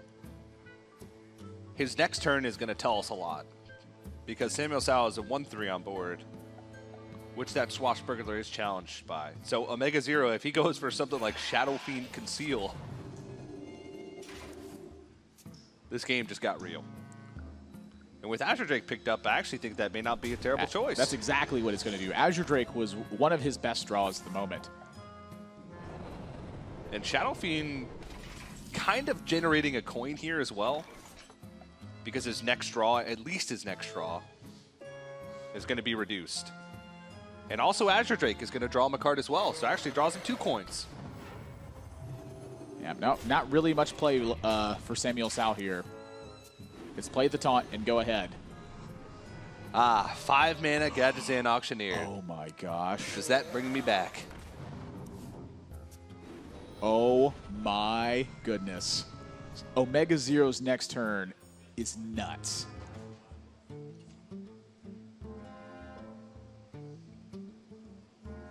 Those are perfect draws. I don't think that he could have asked for 2 better draws in this spot. No.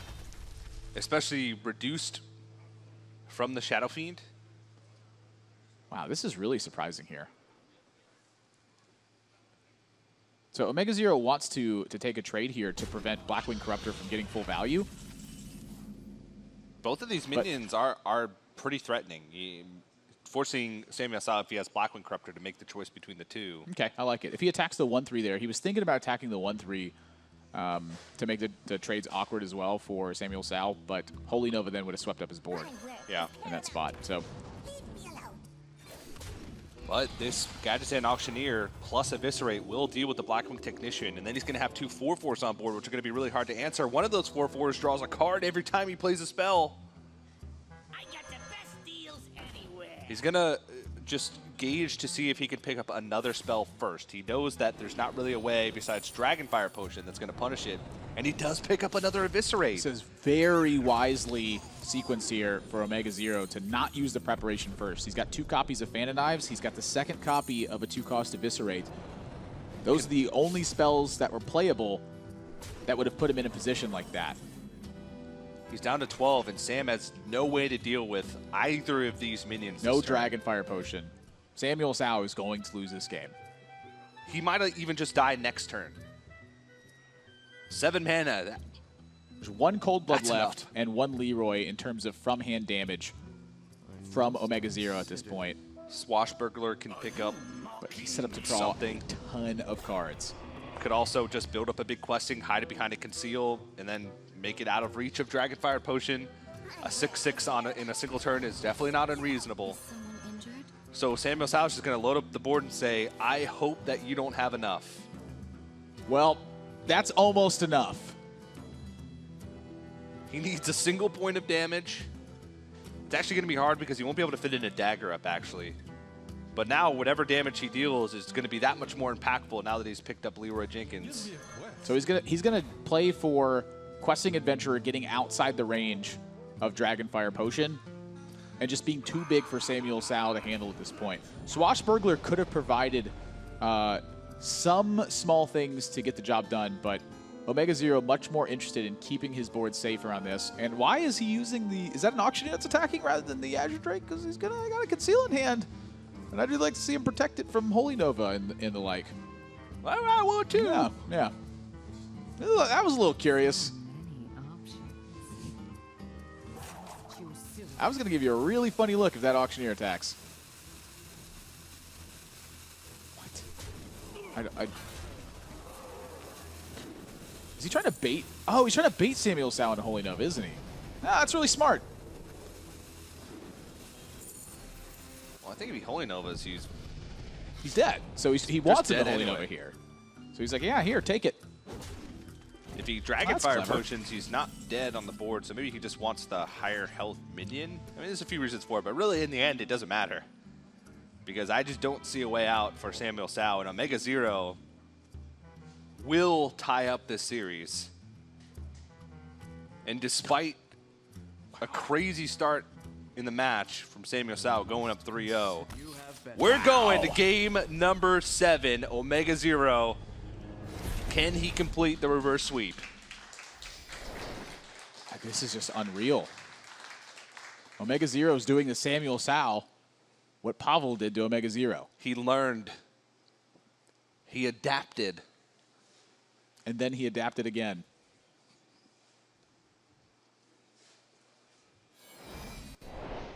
That's a Tyrannosaurus joke, if you didn't get it.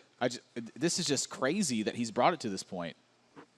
And we were talking about Tempo Mage earlier, how he was the player in this metagame that first started to build the successful versions of it, the ones that later were adopted in the Western scene. Yeah, we talked a lot with him earlier this week about Tempo Mage because he is one of the players that brought Tempo Mage back, sort of. Tempo Mage was not a deck that was played in December and January in the Mean Streets of Gadarzan meta. But OmegaZero is one of the players that just kept bringing it to tournaments, and he's had a lot of success with it. And we talked to him about it, and he said he loves how flexible Tempo Mage is. You can build it in a way where you're just trying to get on the board quick and end the game quick. If you play a lot of those early game minions, you top out at like Firelands Portal and that's it. You try and burn your opponent down. Or you can play it in a way like he built it this time around, where you have a lot of slower stuff. He has Archmage Tinnitus, he has a Flame Strike, he has Ragnaros the Fire Lord, and he has a Yogg-Saron. So he can take it a little bit later than Tempo Mage is normally used to. And OmegaZero, that's one of the things he likes about the deck, is that you can build it to tailor to a certain meta and to a certain situation. And in this position, it looks like it's tailored really well for this matchup. You mentioned it with Archmage Tinnitus and Ragnaros. Those are two heavy hitters if it goes to a grindy game. But he's also got 2 Azure Drakes and 2 Burgly Bullies. Those are big drops versus Dragon Priest. Burgly Bully is not an easy minion for SamuelTsao to kill in this matchup. No. He basically has to have the board in order to kill it. I mean, probably not going to give too many coins because Dragon Priest just doesn't run many spells in general. But it's just that 4/6 body that becomes problematic.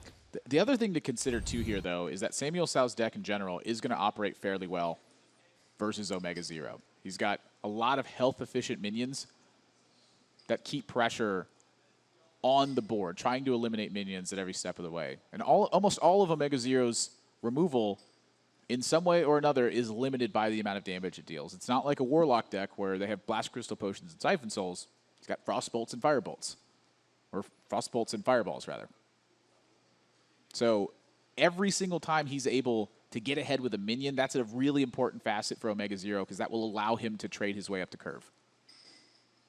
And SamuelTsao misses a 2-drop.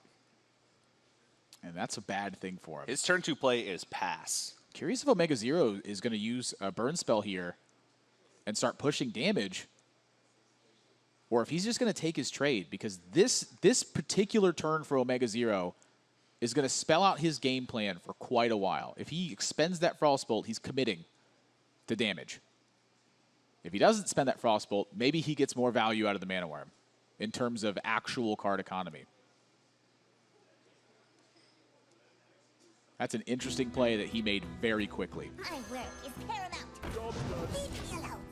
I mean, bringing that Mana Worm up to that 4 attack mark, he saw that there was no Shadowward Pain, but maybe hitching around that. He knows that it's going to get another attack in, at least because the second Mirror Image token is still on the board. But this is a little bit weird. He might have to just trade into the Blackwing Technician with a ping here, because if he doesn't kill it now, he might not find another opportunity to. I think that's right. Well, he can push damage because he knows that if SamuelTsao were to heal it, he doesn't have a 2-drop. He'd be able to trade into it next turn anyway. So this is just correct, because anything that's played on turn 4, he'd be able to kill with Fireball anyway, and then push damage if he so chooses. That's 4 damage to the face that he wouldn't have had otherwise. Cabal Talon Priest looked really interesting there as well.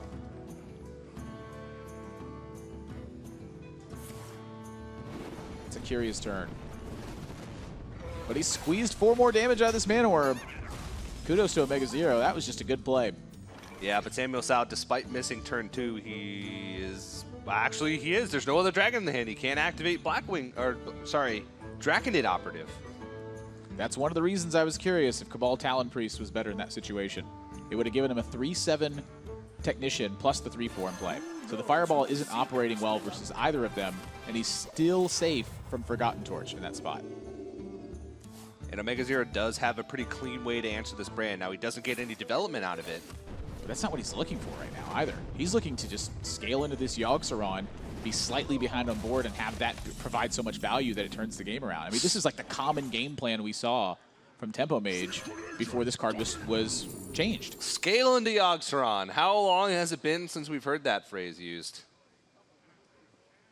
Oh, wait, it happened earlier in Doc Pone's match.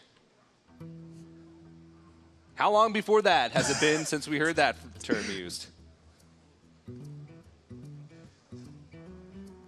So these options,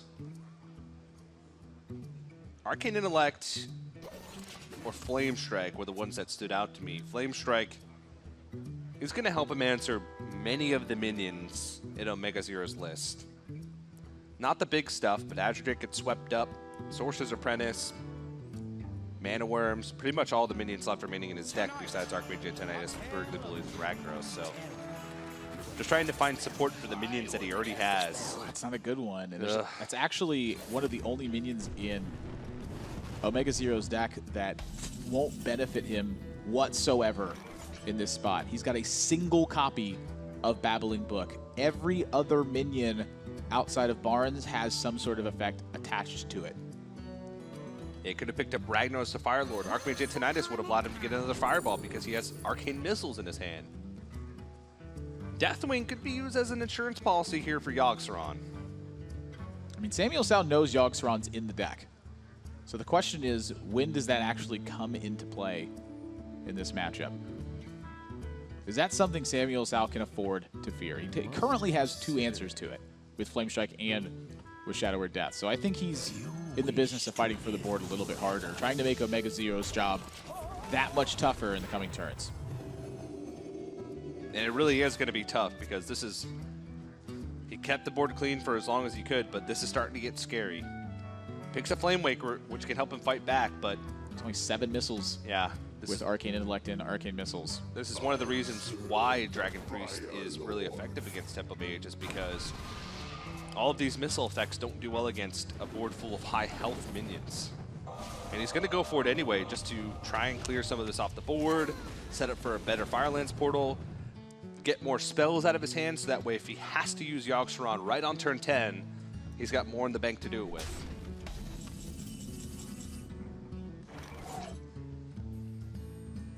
SamTsao's hand is sick. It's really good. I didn't talk much about how the cards for SamTsao line up really well in this matchup. Also, now that's a good draw for OmegaZero. Yeah, he needed something to get on board. For him, it's about just trying to kill as much stuff as possible. Wow, that's a huge draw, actually, because now this unlocks Firelands Portal and Frostbolt for OmegaZero afterwards, and SamuelTsao's starting to run out of minions. His deck doesn't have a bunch of burn in it like OmegaZero's deck does, so OmegaZero not really under threat of lethal if he can just remove anything on board.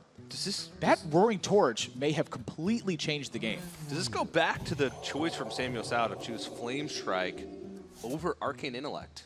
It might, because card draw is an important facet. How often are you going to be able to get by at a Flame Strike? There's not actually that many minions in the deck from OmegaZero. It's a lot of spells. The majority of the deck is spells.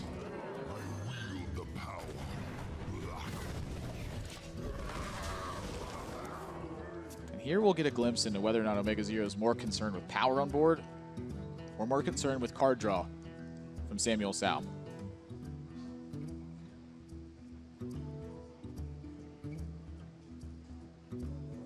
Azure Drake plus Frostbolt answers the Blackwing Corruptor, but Firelands Portal also does the same thing while potentially making a stronger minion.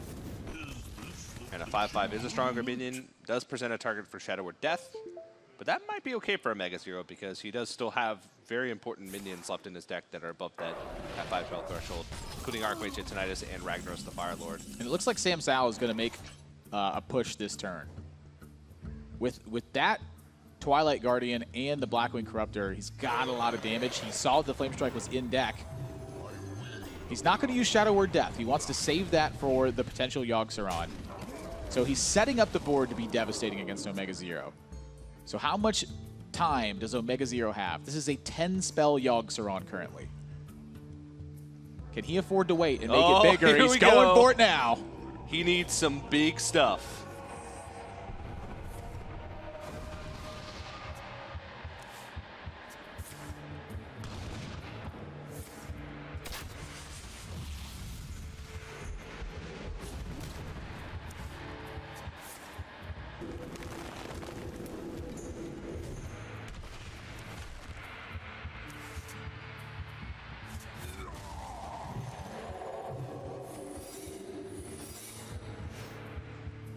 That's TJ, not bad, Admirable. That's not is bad. some big stuff. That was disgusting. Holy smokes. He just got an effigy. He got an ice block. He drew multiple cards, and he killed 2 of SamuelTsau's minions. He's got a 10-cost minion that will be replaced the next time that it dies, and he picked up a value card when he cast a spell because of lock and load. Wow. This game just got a lot more interesting. It's like fate is just on OmegaZero's side right now. He was down 3 games to 0. Now I think he's favored on match point. It's still going to be tough because SamuelTsao does still have a lot of value. And he's really going to think about this choice, but I think Blackwing Corruptor, or sorry, Dragon and Operative. He can't kill the Yogg-Saron. OmegaZero gets another 10-drop in that situation. Well, he's also just got to worry about like what those actually are. Like he has no idea what those secrets are. They could be Spellbender, it could be Counterspell, Ice Barrier, Ice Block, Mirror. Well, it can't be Mirror Entity anymore, but that's about it. That's the only thing he can rule out.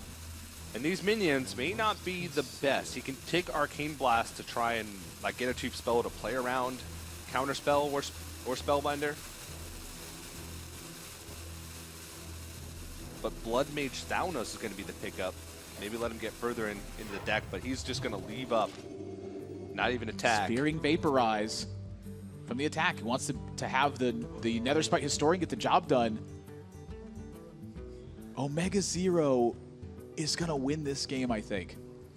His hand is so good after the Yogg-Saron. Not only did he generate value from his deck, he also picked up a Ball of Spiders, which is just 3 web spinners and then 3 beasts out of nowhere. And now he's taking control.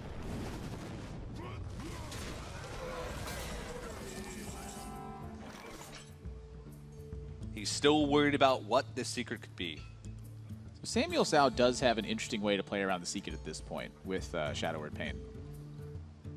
Toss that into the Mana Worm, sees the good news that Effigy goes off, and then plays afterwards. What if it's Spellbinder? But though? if he does something like attack and then Holy Nova, that's bad news. Well, this eliminates 2 possibilities. It eliminates Vaporize and Ice Barrier. So now it's much less. Yeah, smart sequencing there from SamuelTsao. Yeah.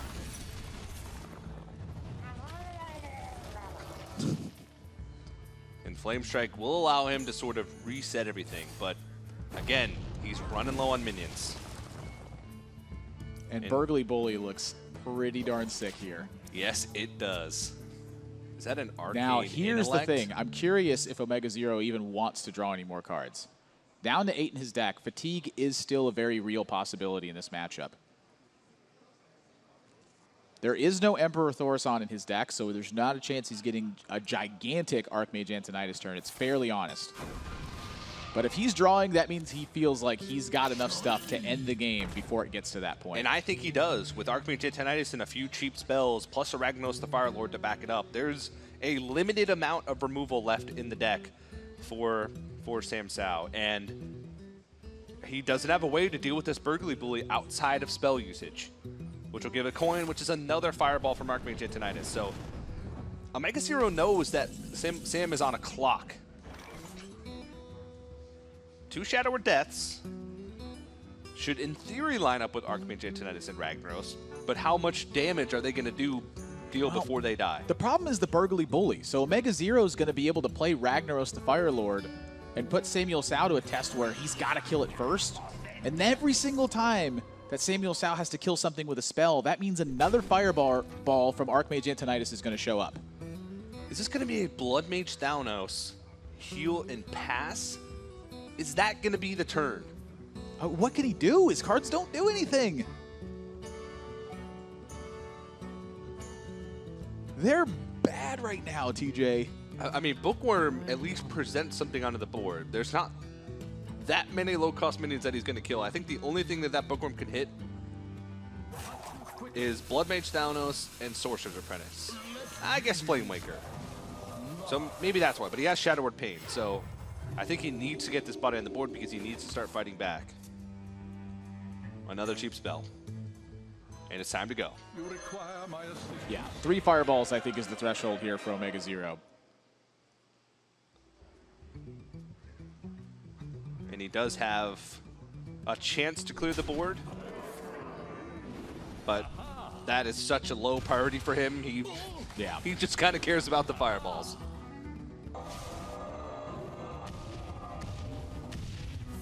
That might just even be better for him. Yeah. That's a possibility. Just damage to the face. And now Holy Nova plus a Shadow Word Death is going to clear things up, but will he have enough damage at that point? Will he have enough minions to start staving things off? There's still some natural damage left in the deck for OmegaZero as well,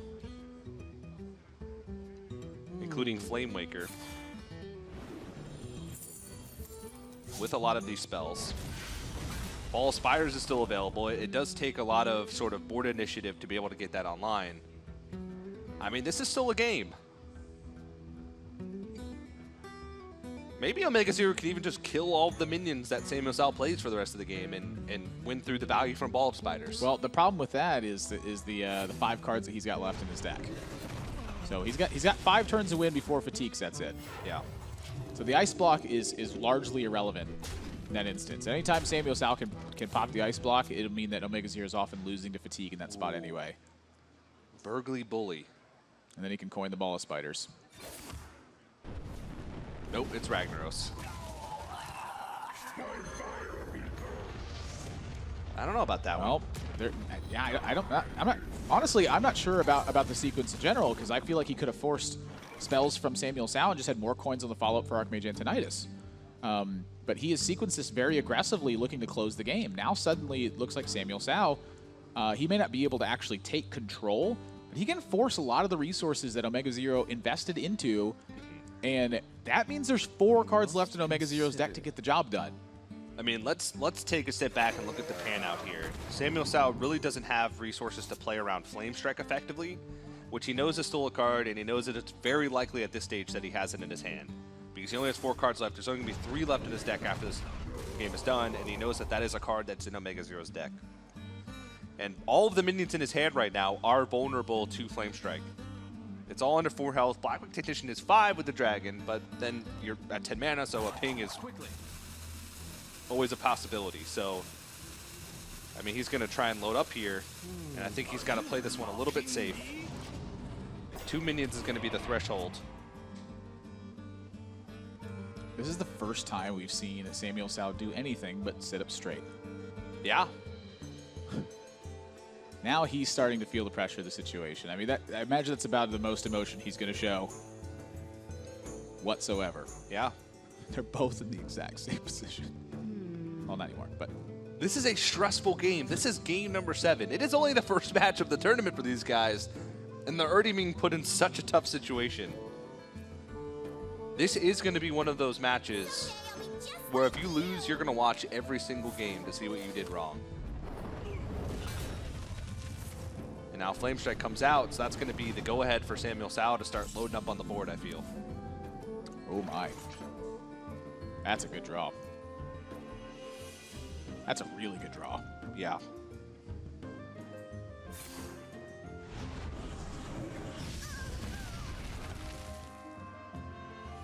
So it's time to go. My word is paramount. Leave me alone. Now, I would like to see SamuelTsao start weaving in some hero powers here as well. I mean, I'm curious if the Wormrest agent on board is actually threatening anything at this point. You know, the extra damage means something, but again, this is looking like fatigue is a real possibility to happen. And now suddenly the Burgly Bully, it's checked on board. It's been a while since I've seen that bad boy. So bizarre of a game. It's been a while since we've seen Yogg-Saron in this instance. Oh my. Oh my. I mean, Bragg has some bad targets here. Is the thing. It's a big card that OmegaZero has to respect. I'm thinking about some of these last turns, and I must consider. this game has flip-flopped on who we considered the favorite so many times. OmegaZero, after that Yogg-Saron, looked like he was in a great spot, but SamuelTsao played around the secrets well, was able to minimize the impact of the effigy, and OmegaZero had some turns where he could have, gone for the value, made some, board, a wide board instead of, you know, Ragnaros like he used. We look back at that Ragnaros turn. Could he have like played Burgley Bully and coined out the Ball of Spiders to get those beasts online earlier? Would that have been a better setup? I mean, could he have thrown some fireballs at the minions last turn and try and save Flame Strike? I'm left with a lot of questions. There's a lot of different panouts from the situation, and SamuelTsao, is he looking to pop this ice block maybe? Yeah, I like increasing the odds that he's hitting the Burgley Bully in this spot. Armored Warhorse, Armored Warhorse. Burgley Bully's down. Bring in the horsies. If I remember correctly, I think that's all the minions in OmegaZero's deck. Because the last card's Babbling Book, I believe.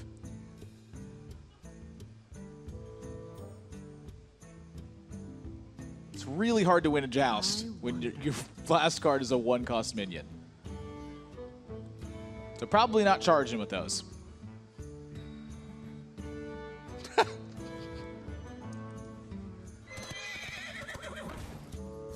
Come on, Joust. I'm almost out of cards. Just proclaiming it again. Just reminding him. It's out on me.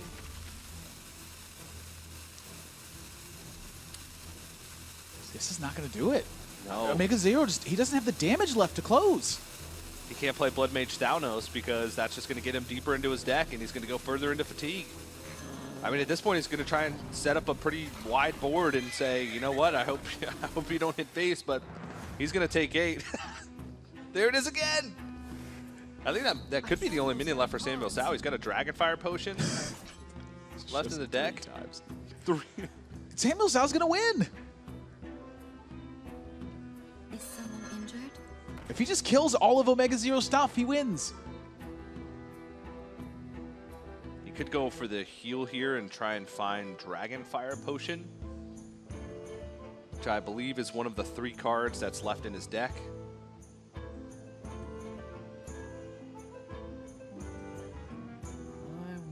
How did SamuelTsao win this game?